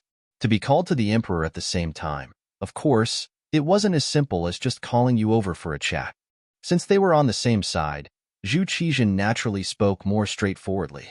You all know that Yang Qindong has recovered, right? Upon hearing this, the two of them understood and nodded. Replying to your majesty, this subject already knows. Amen. It's good that you know. He's going to lead his troops to fight against Jiaoji. This is an opportunity for you. The emperor didn't make things clear. This was perhaps a habit of his. He would never make things clear. This way, no matter what happened, they would have a lot of room to maneuver. Chao Jixiang and Ming were both shrewd people. Otherwise, they wouldn't have been able to reach their current positions. When they heard Zhu Qizhan's words, they understood what he meant. However, their expressions became unsightly because of this. It wasn't for any other reason. It was because it was too difficult to deal with, or rather, assassinate Yang Qindong. It wasn't as if the two of them hadn't tried before. They had even spent a lot of effort to arrange for people to get close to Yang Qindong. Disregarding everything else, just joining the mercenary army was as difficult as ascending to the heavens. Even though they had already sent out what they believed to be the best of the best, and even made a lot of preparations for this. However, for some reason, it didn't take long for these people to be found and then mysteriously disappear, never to be contacted again. It was fine if it happened once or twice, but when it happened every time, as long as one wasn't an idiot, one would understand what had happened. Something had happened to the people they sent out. Of course, they didn't know that with the support of powerful Silvertails, the Security Bureau's methods were already not inferior to the embroidered uniform guards and the East Faction guards. This was especially so when Zhu Qizhan went to Nanjing to establish the Southern Ming dynasty. They had already started making arrangements. Even now, there were many people from the Security Bureau in the embroidered uniform guards and the East Faction guards. However, because they hid too well and were generous, unless it involved some important information, they wouldn't act rashly. As a result, the Security Bureau didn't know the true identities of these people. Originally, they wanted to infiltrate the other party's internal department, but now, they were the ones who had infiltrated.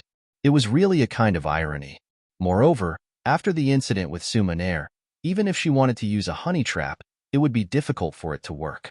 Zhu Qizhan took in their expressions and wanted to angrily scold them for being useless. However, after considering that other than them, he didn't have anyone more powerful to use. He could only suppress the anger in his heart and say, "All right, I'm not asking you to do it right now. Once the war starts, who knows how long it will take. Perhaps Yang Qindong might lose to Jiaoji, but you have to make preparations in other aspects. If there's a chance, you mustn't let it go. Do you understand?" How could the two of them not understand when he said it so bluntly? They immediately knelt down and said, "Your Majesty, please don't worry. We'll definitely do our best to solve your Majesty's problems. It's not that you have to do your best, but that there must be a good outcome." Seeing that the two of them spoke heartily but didn't have any intention of making any promises, Zhu Qizhan purposely put on a stern face, looking as if he wasn't satisfied with their answers. When it came to dealing with other officials, whether it was the embroidered uniform guards or the East Faction guards, it was a piece of cake. Even if you didn't do anything wrong, it was still possible to find some things to pin on you. In fact, this was the method used. Who knew how many officials had been punished for no reason? Yang Qindong was completely different. He had an army in his hands, and it was an extremely elite army. Furthermore, he never visited the palace to meet the emperor. This made it impossible for them to find a chance to make a move. The so-called going all out just now was just empty words. Now that Zhu Qizhan had exposed them, the two of them couldn't help but blush. Fortunately, they were smart people, especially Chao Jixiang. To be able to be placed in an important position by Zhu Qizhan and even treat him like Wang Zhan in the past, if it wasn't for his ability, he wouldn't have been able to reach such heights just by relying on his loyalty. "Your Majesty, this subject has a suggestion. but I don't know if it's appropriate to say it. Chao Jixiang knew that he had to bring out something useful today. Otherwise, the emperor wouldn't let him off easily. Sir, if you have something to say, just say it. I'm listening. Seeing that Chao Jixiang had something to say, Zhu Qizhen immediately became interested. He wanted to see if Chao Jixiang really had a good way to deal with Yang Chendong. Being stared at by the emperor, Chao Jixiang first took a deep breath and quickly thought over his plan in his mind. After thinking that it was feasible, he said, Your Majesty, do you think the Prince of Min or the Duke of Zhongdan is a greater threat to the South Ming dynasty? Hearing Chao Jixiang's question, Zhu Qizhen wanted to say that both were greater threats. However, considering that such an answer was too shameless, he thought for a while and said, Of course, I think the Duke of Zhongdan is a greater threat. After all, the Prince of Min is a member of our Zhu family. We can talk about our affairs behind closed doors. Good. This was the answer that Chao Jixiang wanted. Striking while the iron was hot, he said, Since this is the case, this subject thinks that we can contact the Prince of Min and deal with the Duke of Zhongdan together. If he loses the battle with Jiaoji, there is nothing to say. If he wins, he is bound to come back. At that time, we will wait for them to fight until both sides are injured. When they are tired and exhausted, we will suddenly send troops. Your Majesty, what do you think the result will be? Hiss. Zhu Qizhen took a deep breath after hearing this. If an army had just finished a battle and was about to take a good rest, a stronger army would appear and target them, then the result would be obvious. If that was the case, then the overall situation would be set. The plan was good. Even Zhu Qizhen felt that it was too insidious. However, considering that everything was for the sake of the great Ming dynasty, it was understandable that the method was too extreme. But it was because of this that Zhu Qizhen had to cooperate with the Prince of Min, which made Zhu Qizhen a little unhappy. Seeing that Zhu Qizhen did not immediately express his opinion and was thinking deeply, Chao Jixiang continued, Your Majesty, the Prince of Min and you are just family matters. Yang Chendong is really different. If we can't suppress him now, it will be more difficult to target him in the future. Once he gains power, who knows if he will be the next Huang Yuliang. His face was still very serious, but he could not help but nod first. Chao Jixiang's words were exactly what he was worried about. It seemed that his great companion had a good sense of politics. Seeing that Zhu Qizhen did not interrupt him, Chao Jixiang knew that he had spoken the emperor's mind. He continued proudly, presumably, both Your Majesty and the Prince of Min can see the problem of the Duke of Zhongdan. As long as we remind him a little, he will definitely do something. At that time, we can eliminate the problem in his heart, and also let the Prince of Min be seriously injured in the process of killing him. It is really killing two birds with one stone. Good. Zhu Qizhen clapped his hands with an encouraging look. But then he shook his head. We can see this, but can the traitor Prince of Min not see it? Chapter 458. Of course, but it doesn't matter. The advanced firearms in the hands of the mercenaries are like a piece of fat meat. In order to get them, I'm afraid Prince of Min can't stop his greed. Of course, Chao Jixiang thought of this and laughed. He was sure that Prince of Min would go to the mountain knowing that there was a tiger in the mountain. Hearing this, Zhu Qizhen nodded again. He thought it was reasonable. But there was another problem. If Prince of Min really got these advanced firearms, wouldn't it be a threat to him? When Zhu Qizhen expressed his doubts, Chao Jixiang smiled cunningly and said, Your Majesty, you can rest assured about this. If Prince of Min really killed Duke Zhongwei, it would be useless even if he got those firearms, because the leader of the mercenaries would be there. No one would allow their benefactor to be killed and remain indifferent. Oh, ha ha ha. Hearing this, Zhu Qizhen finally laughed out loud. Chao Jixiang was right. Prince of Min was such a greedy person that he would not let Yang Chendong live under his nose. Seeing that Zhu Qizhen finally laughed heartily, Chao Jixiang knew that his plan had been approved. He struck while the iron was hot and said, In order to lure Prince of Min into the trap, we only need to promise them that King of Shiping will block Duke of Zhongdan's retreat and prevent him from escaping once the opportunity arises. In this way, not only will our plan succeed, but if the mercenaries want to take revenge in the future, they will only look for them. Your Majesty only needs to say that you don't know anything, and then you can get rid of this matter completely. Chao Jixiang had thought everything out for him. Zhu Qizhen had no reason to refuse. He immediately ordered Commander Minda to do this. He found a reliable person to contact Prince of Min and make preparations for the future. At the same time, he wrote a secret edict and asked someone to send it to King of Shiping of Yunnan. If Yang Chendong really defeated the Jiaoji army and returned, he would give him a fatal blow. At the same time, Prince of Min also took action. After Qin Tian returned to the camp, he told Prince of Min everything. After much consideration, Prince of Min agreed. In his eyes, both the mercenaries and the Jiaoji army were thorns in his flesh. If they could fight, it would be a good thing no matter who won. As for the 100,000 civilians that Yang Chendong requested, that was even simpler. Just pick some people who didn't have enough to eat or warm clothes and send them over. Once the war started, refugees could be seen everywhere. 100,000 people was really not a big deal. Once he did this, he would fall out with the Jiaoji army. The king of Min, who had already occupied most of Yunnan, Guangxi, and Guangdong, had a very solid foundation. He only needed time to recruit new soldiers and digest these territories. His strength would increase by several times. At that time, he would not be afraid to face the weak southern Ming alone. King of Min made a decision, and Ingzong also responded. Finally, it was Yang Chendong's turn to make a move. Yang Chendong, who owned Daikara, had long set a goal for himself. In order to achieve these goals, the first thing he needed to do was to have power and influence. He had achieved this. The second thing was to weaken the great Ming's strength. Then, he would openly have the power to lead his own troops. He had also achieved this. The third thing was how to lead his army to conquer the world and gain the great Ming's tacit approval. For this step, he had put in a lot of effort. Now, it seemed that he had finally achieved it. When he received Zhu Qizhen's imperial edict from Kuang Yi that allowed him to lead the troops, the next day, 1,500 cold vanguard troops, 5,000 auxiliary troops, and 5,600 temporary auxiliary troops, a total of 12,000 men, set out from the south of Gaozhou Prefecture, brushing past Miao Jinlong's camp and heading towards Guangxi. 2 days before they left, Yang Chendong arranged for his 2 wives to leave with the last batch of soldiers from Liezhou Prefectural City. This time, they were going to fight Jiaoji. The terrain there was complicated, and there were dense forests everywhere. In some places, it would be difficult for carriages to travel.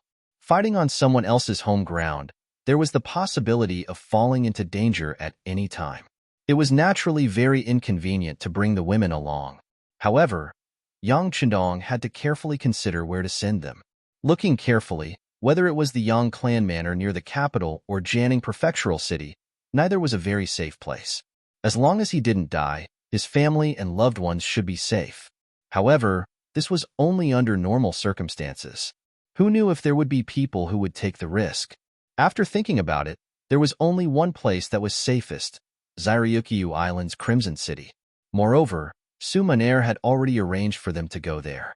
As the saying went, an ugly daughter-in-law would have to meet her parents-in-law sooner or later. Even if he didn't tell them about Crimson City, he probably wouldn't be able to hide it from the 2 women for long. Since that was the case, it was better to have them go there first so that they could get used to it and think about what they would have to face after becoming his wives. Were they mentally prepared? In truth, Yang Chendong had guessed that Hu Yin and Madame Shui would probably be shocked at first, then shocked, but in the end, they would still support him. After all, women in ancient times rarely had such independent thoughts. Most of them were loyal to one person and would follow the person they married for the rest of their lives. Yang Chendong had made up his mind. However, it took him a lot of effort to arrange for the 2 women to go there. Just as he thought, Hu Yin and Madame Shui actually asked to face all the difficulties with Yang Chendong. The 2 women didn't want to leave Yang Chendong. They were more worried about him. How could he say anything harsh to women who were worried about him? Fortunately, Yang Chendong knew how to beat around the bush. He adopted the method of attacking them one by one. First, he persuaded Madame Shui. Then, the 2 of them worked together to deal with Hu Yin. As expected, they succeeded in the end. Using the excuse of sending them to the safest and most comfortable place, Hu Yin and Madame Shui left before the battle. Following them were Tai Qingyi, a group of female guards, and Yang Wu, who represented Yang Chendong's identity. After settling the family affairs, Yang Chendong finally set his eyes on the territory outside the Great Ming Dynasty. Only 2 days later, the army set out. In the front and back, there were 29 battalions, totaling more than 12,000 men. As they walked past Miao Jinlong's camp, the other party was like a rooster ready to fight. They put on a defensive posture. It was obvious that the previous battle had indeed frightened them. Seeing the mercenaries walk past them, they instinctively went into a defensive state. It was destined that such a defense was useless. Yang Chendong's target was not them at all. More than 12,000 people passed by the camp openly. Miao Jinlong and the others breathed a sigh of relief when they couldn't see any trace of them. Not far behind, on the city gate tower of Gaozhou, Kuang Yi could not help but sigh as he watched Yang Chendong leave with the army. He had been with Zhu Qizhen for a long time. He knew his emperor too well. He was a man who hated to see others better than him. This time, Yang Chendong went in alone. He did not know whether it was a good thing or a bad thing. But at this moment, he couldn't care less because he had to leave Gaozhou Prefecture immediately. At this moment, he could only wish Yang Chendong good luck. Jiaozhi. It was also known as Jiaozhi. It was a term used by the people of the Middle Plains to describe the customs of the southern barbarians. Later on, it was used to refer to the area south of the Middle Plains where the southern barbarians lived. During the Ming Dynasty, it was also known as the Land of Annan. Emperor Chang Zhudi once sent a large army led by Britain's Zhang Fu as the commander-in-chief to send troops to suppress Hujia, entering Annan and breaking Hujia's elephant formation. Hujia, father and son, were captured and escorted to the Ming Dynasty's capital Jinling, present-day Nanjing, Jiangsu, along with numerous Hu Dynasty's civil and military officials and generals. After the Huji family was destroyed, the Ming Dynasty announced the abolition of the Annan Kingdom and renamed it Jiaozhi Province. It governed 15 houses, 41 prefectures, and 210 counties. They won the war, but they made a bad move. In terms of how to rule this place, the Ming Dynasty brought a corrupt rule to the new Jiaozhi Province. The first was the local officials. Most of them came from the neighboring Guangxi, Guangdong, and Yunnan provinces. They only knew how to read, and they only had one goal: to get rich. The second was the eunuchs.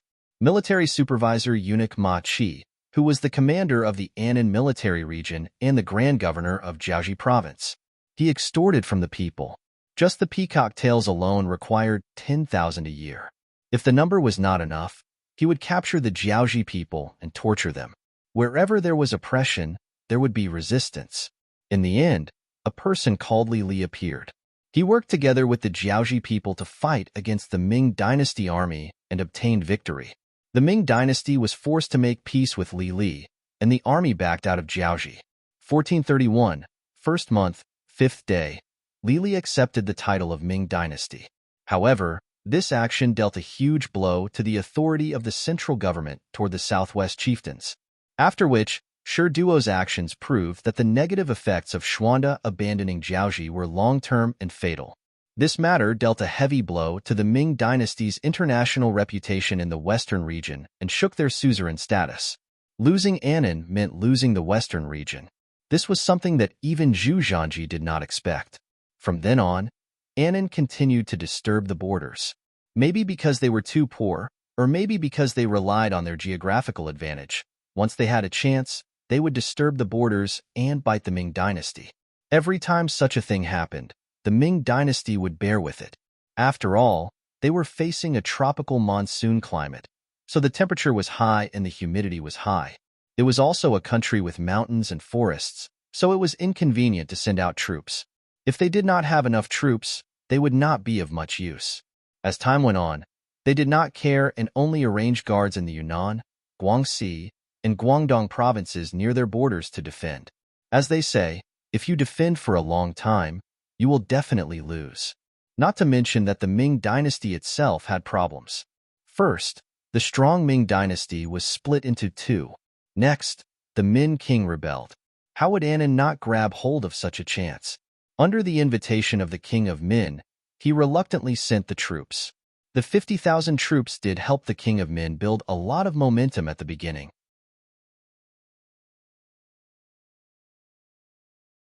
Chapter 459. South Ming was already weak, and Zhu Qizhen's main focus was on Baiming. Along with the chaos of the Huang bandit army in Guangdong, the Min king worked with Jiaoji, and the Miao people suddenly attacked. Naturally, they obtained a huge victory, charging out of Yunnan and into Guangxi and Guangdong. The war was going smoothly, and Anan King Lily, who was blinded by greed, wanted more benefits. Under the instigation of his subordinates, he proposed a marriage alliance with the Min king. He wanted to marry the Min king's sister, Yongxing Infanta, and said that they would be friends for generations to come. When Lily was given the title of Anan King, he also made a vow that they would be friends for generations to come. However, not long after, he changed his mind. Naturally, the words of such a person could not be trusted. Furthermore, Lily was already over 60 years old, and Yongxing Infanta was not even 20.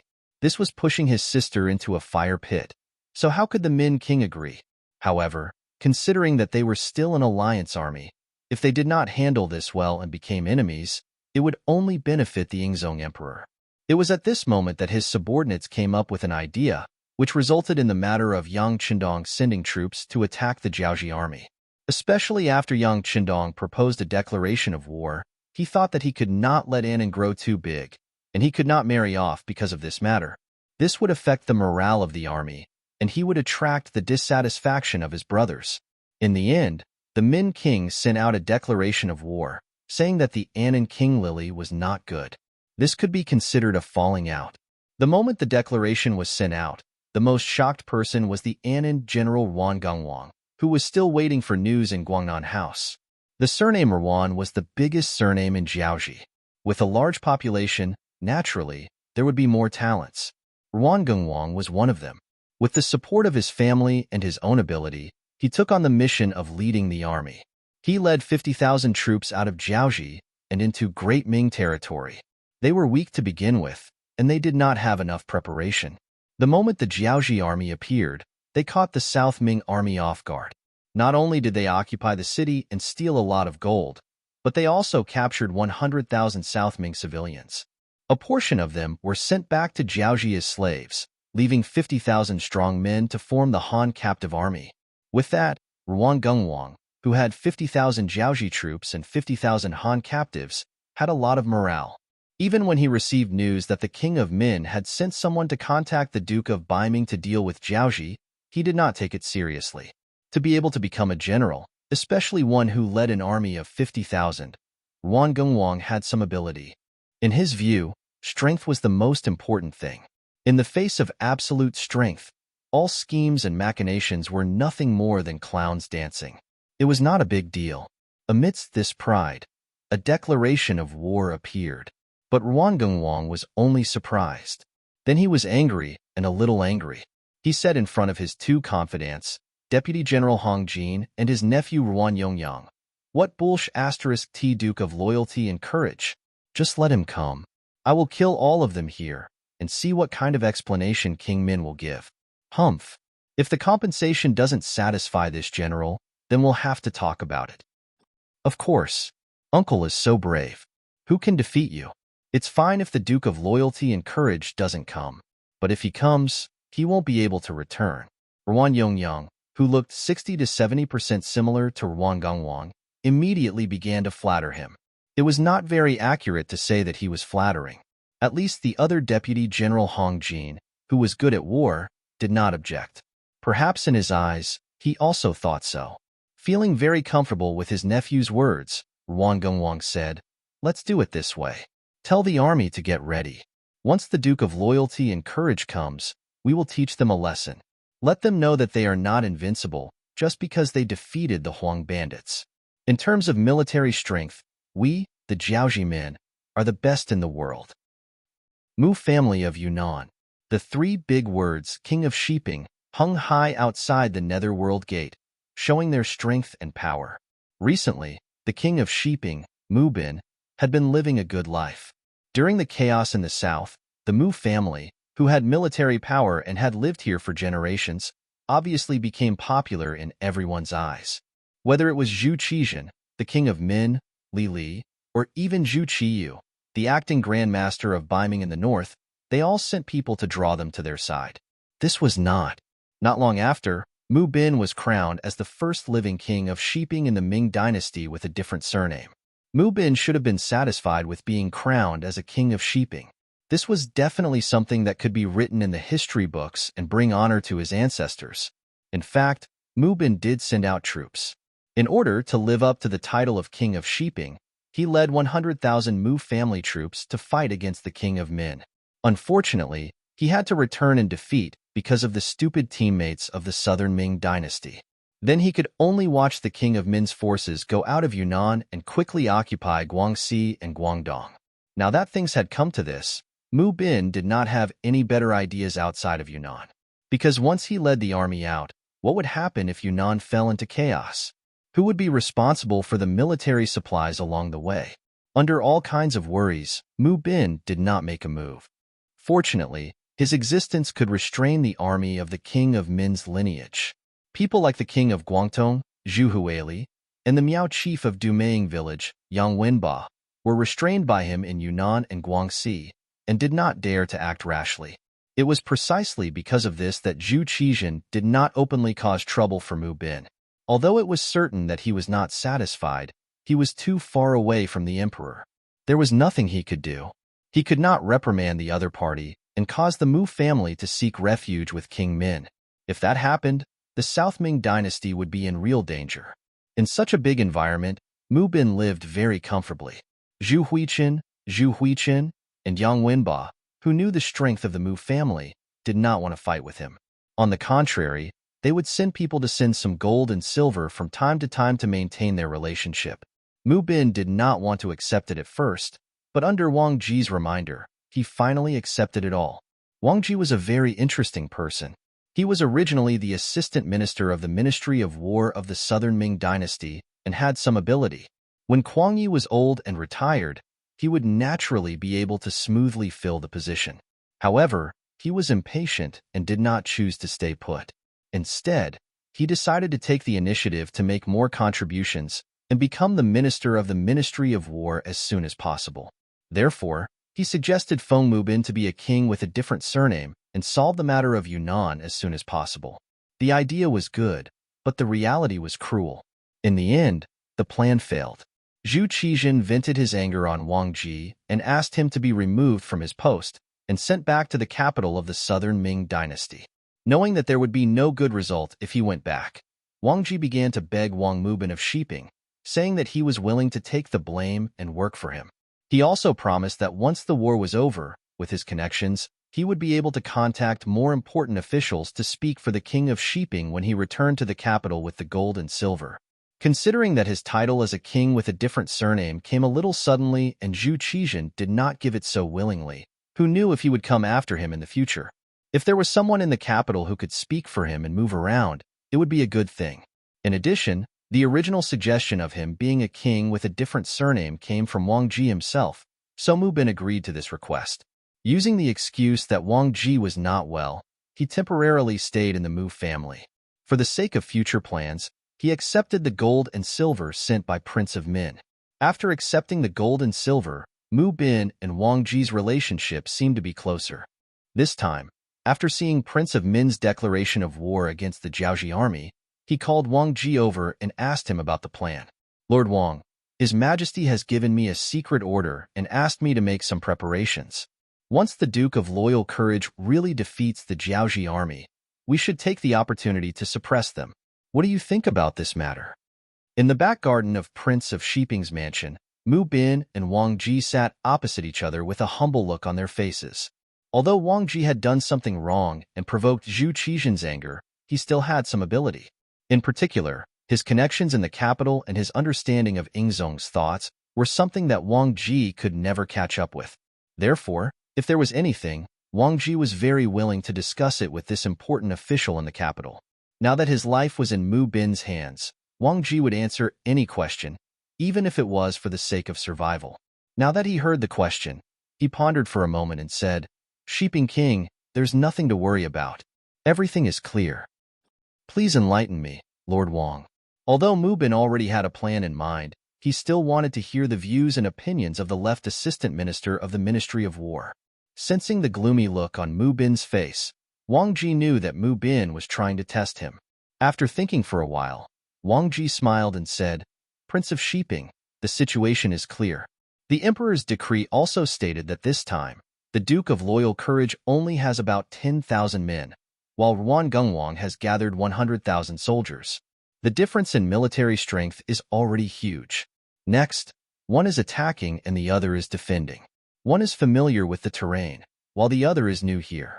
Under such circumstances, I don't see any possibility of Ruan Gungwang losing. In ancient times, when fighting a war, they paid attention to the right time, the right place, and the right people.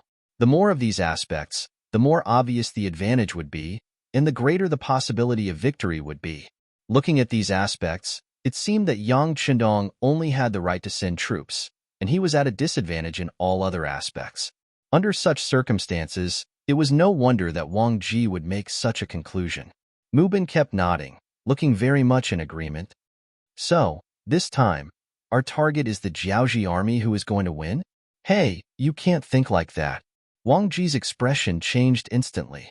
Prince of Shiping, I know you want to fulfill the emperor's decree and attack whoever wins. However, the Jiaoji army is not that easy to defeat. Let's not talk about whether or not we can win. Even if we defeat Ruan Gongwang, with King Li Li's temper, he will definitely send more soldiers. If that's the case, when will revenge ever end? Wouldn't we be putting ourselves in danger?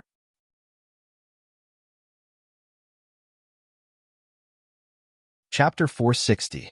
Hearing that Wang Ji did not allow him to fight, Mu Bin was confused. He asked, "Then what should we do?" "Do nothing, just wait and see. Unless the Duke of Loyalty wins with a few people, we can send troops if there is a chance. Otherwise, don't act rashly. No one is easy to provoke. As long as we don't help anyone, we will be everyone's friend. In this way, when the Jiaoji army is angry, they will not find trouble with us. They will only attack the King of Men. We will sit on the mountain and watch the tigers fight to preserve our strength. No matter what, we will be in an invincible position." When these words were said, it was clear that Wang Ji was indeed planning for Mu Bin. Mu Bin kept nodding his head in agreement when he heard this. Speaking of which, his Mu family had been loyal for generations. This could be seen from history. However, the current situation was completely different from history because of the appearance of Yang Chendong. There were two emperors of the great Ming dynasty. Both of them said that they were the legitimate ones. For a moment, Mu Bin did not know who to listen to. Under such circumstances, who should he be loyal to? Since he didn't even know what was going on, he might as well bide his time and observe the situation before making a move. Wang Ji saw that Mu Bin had stopped thinking about fighting and could not help but breathe a sigh of relief. He was now relying on Mu Bin. Of course, he hoped that Mu Bin was as strong as possible. This meant that he would be safer. However, he did not know that this time, he was completely wrong. Everything was because he underestimated the Duke of Loyalty, Yang Chendong. Perhaps Wang Ji's thinking was right. Among all the forces, Yang Chendong had less soldiers and no territory. He should be the easiest to bully. However, he forgot that if Yang Chendong was easy to bully, how could he save Zhu Qizhen from the battlefield? How was it possible for them to defeat the elite cavalry of Watts? How could he destroy the Huang bandit army that was getting more and more powerful in less than 2 months? How could he make Baiming substitute Grandmaster Zhu Qiyu and Southern Ming hero Zhu Qizhen afraid? How could someone who could do such a thing be a soft persimmon that would be easily manipulated by others? If one underestimated the enemy in the business world, it was very likely that one would be penniless. However, if one underestimated the enemy on the battlefield, it could cost one's life. Just like Yang Chendong's troops, after they left Gaozhou Prefecture, they passed Lianzhou Prefecture and Siming Prefecture. When everybody thought that he would detour around Zhan and Prefecture in the northwest and have a decisive battle with Ruan Gongwang's subordinates in Guangnan Prefecture, the mercenary army suddenly disappeared from everybody's sight. The mighty army of more than 10,000 people disappeared like evaporated water vapor. This news quickly spread to the South Ming Army, Min Army, Miao Army, Mu Family Army, and Jiaoji Army. Disappeared? How is this possible? Compared to the other military camps, Ruan Gongwang of Jiaoji Military Camp in Guangnan Prefecture was the most anxious one. In the past few days, he had already made preparations to fight the mercenaries outside the city. He even gave the order to not defend the city and go out to attack. Although abandoning the city and not defending it was equivalent to losing his advantage, he was still confident when he thought that his military strength was 7 to 8 times that of Yang Qindong's. However, he did not expect that after everything had been prepared, news suddenly came from the front. Yang Qindong and the mercenaries he had brought with him had disappeared. This made him feel that something was wrong. He hurriedly strode to the sand table and stared at the vicinity of Ming Mansion. The news had been cut off here. Naturally, his gaze would also fall on this place. Standing aside with tiger-like eyes, it was Deputy General Hong Jin. Different from Deputy General Ruan Yongyang, he was the nephew of General Ruan Gongwang and had a natural advantage. He could only rely on diligence and better performance to gain the general's approval. Just like before, when he led the troops to fight the South Ming Empire, he performed very well. More importantly, he was very obedient. That was how he got such a position.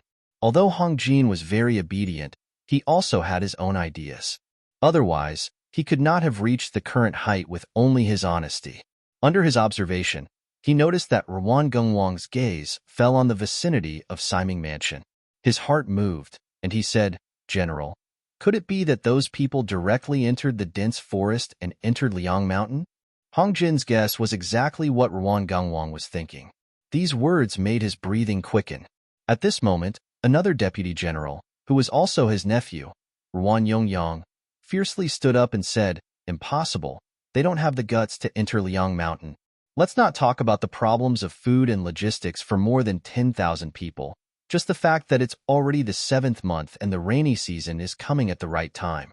The weather is humid and hot, and even us locals aren't willing to stay in the mountains and forests at this time. Not to mention the snakes, ants, tigers, and other creatures. Once we launch a pincer attack from the front and the right, I really don't see any way out." After saying this, Ruan Yongyang seemed to feel that it was not enough. He added, "Logically speaking, the loyal duke leading the troops should know this. If he doesn't even know this common sense, then I can only say that our opponents this time are too weak. They are not worthy of our attention." Ruan Yongyang's words were very reasonable. Jiaoji was located south of the northern border. It was hot and rainy, especially from May to October, when the rain would flood. At this time, the nests of many animals in the dense forest were not safe, causing them to roam everywhere. It was very dangerous. The reason why it was said to be very dangerous was that unless it was a particularly experienced local elder, not many people would be willing to enter the dense forest under such conditions.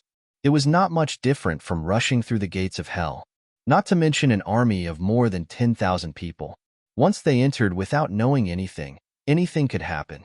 If they did not handle it well, it was normal to lose 60 to 70% of their non-combat personnel. In addition, without enough logistical support, no army would take the initiative to enter the mountain. It was precisely because of this harsh environment that Jiaoji was able to remain independent despite its small population and small army. Its overall strength was far inferior to the Great Ming dynasty. Hearing Ruan Yongyang say so much in one breath, General Ruan Gongwang nodded repeatedly. Just when the other generals thought that he was thinking the same, he suddenly said to his deputy general, Hong Jin, "Immediately arrange for scouts to enter the Langshan area and search for possible traces and evidence of their entry." The sudden decision stunned the other generals. After hearing this, Hong Jin's body instantly stiffened and he said, "Yes, General. This subordinate will do it immediately." After Hong Jin went out to arrange things, Ruan Yongyang, who was in the hall, said in a questioning tone, "Uncle, you don't really think that these mercenaries are brave enough to enter the forest, right? If that's the case, we don't even need to do anything. Most of them will die in there." "Call me General. Also, I am the commander-in-chief here. I naturally know what to do," Ruan Gongwang reminded. Ruan Gongwang said in a warning tone. Ruan Yongyang's mouth, which had originally wanted to say something else, was now half open. Clearly, his uncle was angry. When the main general was angry, even if you were his son, you would have to restrain yourself. This was the army. Without iron-like military discipline, there would be no way to win any battles. As for Hong Jin, He immediately sent out a team of 200 elite scouts to Langshan. Most of them had lived in the forest for generations, and many of them frequently went in and out of Langshan. Arranging for them to scout for information was the most appropriate thing to do. Go and return quickly. If you discover anything suspicious, report back immediately. This time, we don't need you to find out where the enemy is. As long as you can confirm that they have entered the Lang Sun region, it will be a great achievement. Hong Jin gave the order to the scouts. Following this, 200 horses galloped out and disappeared without a trace. Langshan. This forest had a long history. If one had to describe it, it could be described as a primeval forest. Especially now that it had not been developed and polluted, the number of mountains and forests and the density of the trees was unimaginable to ordinary people. For example, if one walked in this forest, regardless of whether it was day or night, unless one found a favorable position, it would be very difficult to see the sun. This was all because the density of the trees was too high. It was so high that it could completely block out the sun. Another example would be walking for tens of meters, at most 100 meters. In less than 10 meters, one could see thick tree trunks that were so thick that even two people couldn't wrap their arms around them. There were even thicker ones that were so thick that even 3 or 4 people's arms wouldn't be able to wrap around them. There were also many trees like this. From this, one could see how desolate and primeval this place was. When Yang Chendong led more than 12,000 mercenaries into this forest, he saw such a scene. Oh, the forest here is much denser than the ones we encountered during training. The trees are also much thicker. Not long after entering, Tiger's Mane's voice rang in Yang Chendong's ears. On the other side, Beta Persei also cooperated with him. Young master, the road here is muddy, and the temperature is so high. Not everyone can stay here. I finally understand your painstaking efforts a while ago. It was no wonder that Beta Persei would say this at this time. A while ago, Yang Chendong had not seen outsiders for a long time on the grounds that he was poisoned by an assassin. In fact, he had been secretly training the army. The main subject of the training was how to survive in the forest and how to best exert one's strength. At that time, many mid-level officers, low-level officers, and even some higher-level officers did not understand this kind of training. Especially during training, Yang Chendong deliberately chose some rainy weather and when the temperature was high to increase the intensity of the training. For this reason, many soldiers were injured. There were even some auxiliary soldiers who could not persevere at all and were directly injured and retired from active service. You're tuning into the Warrior Lore YouTube channel. Don't forget to subscribe and join us on this journey to catch the most captivating stories.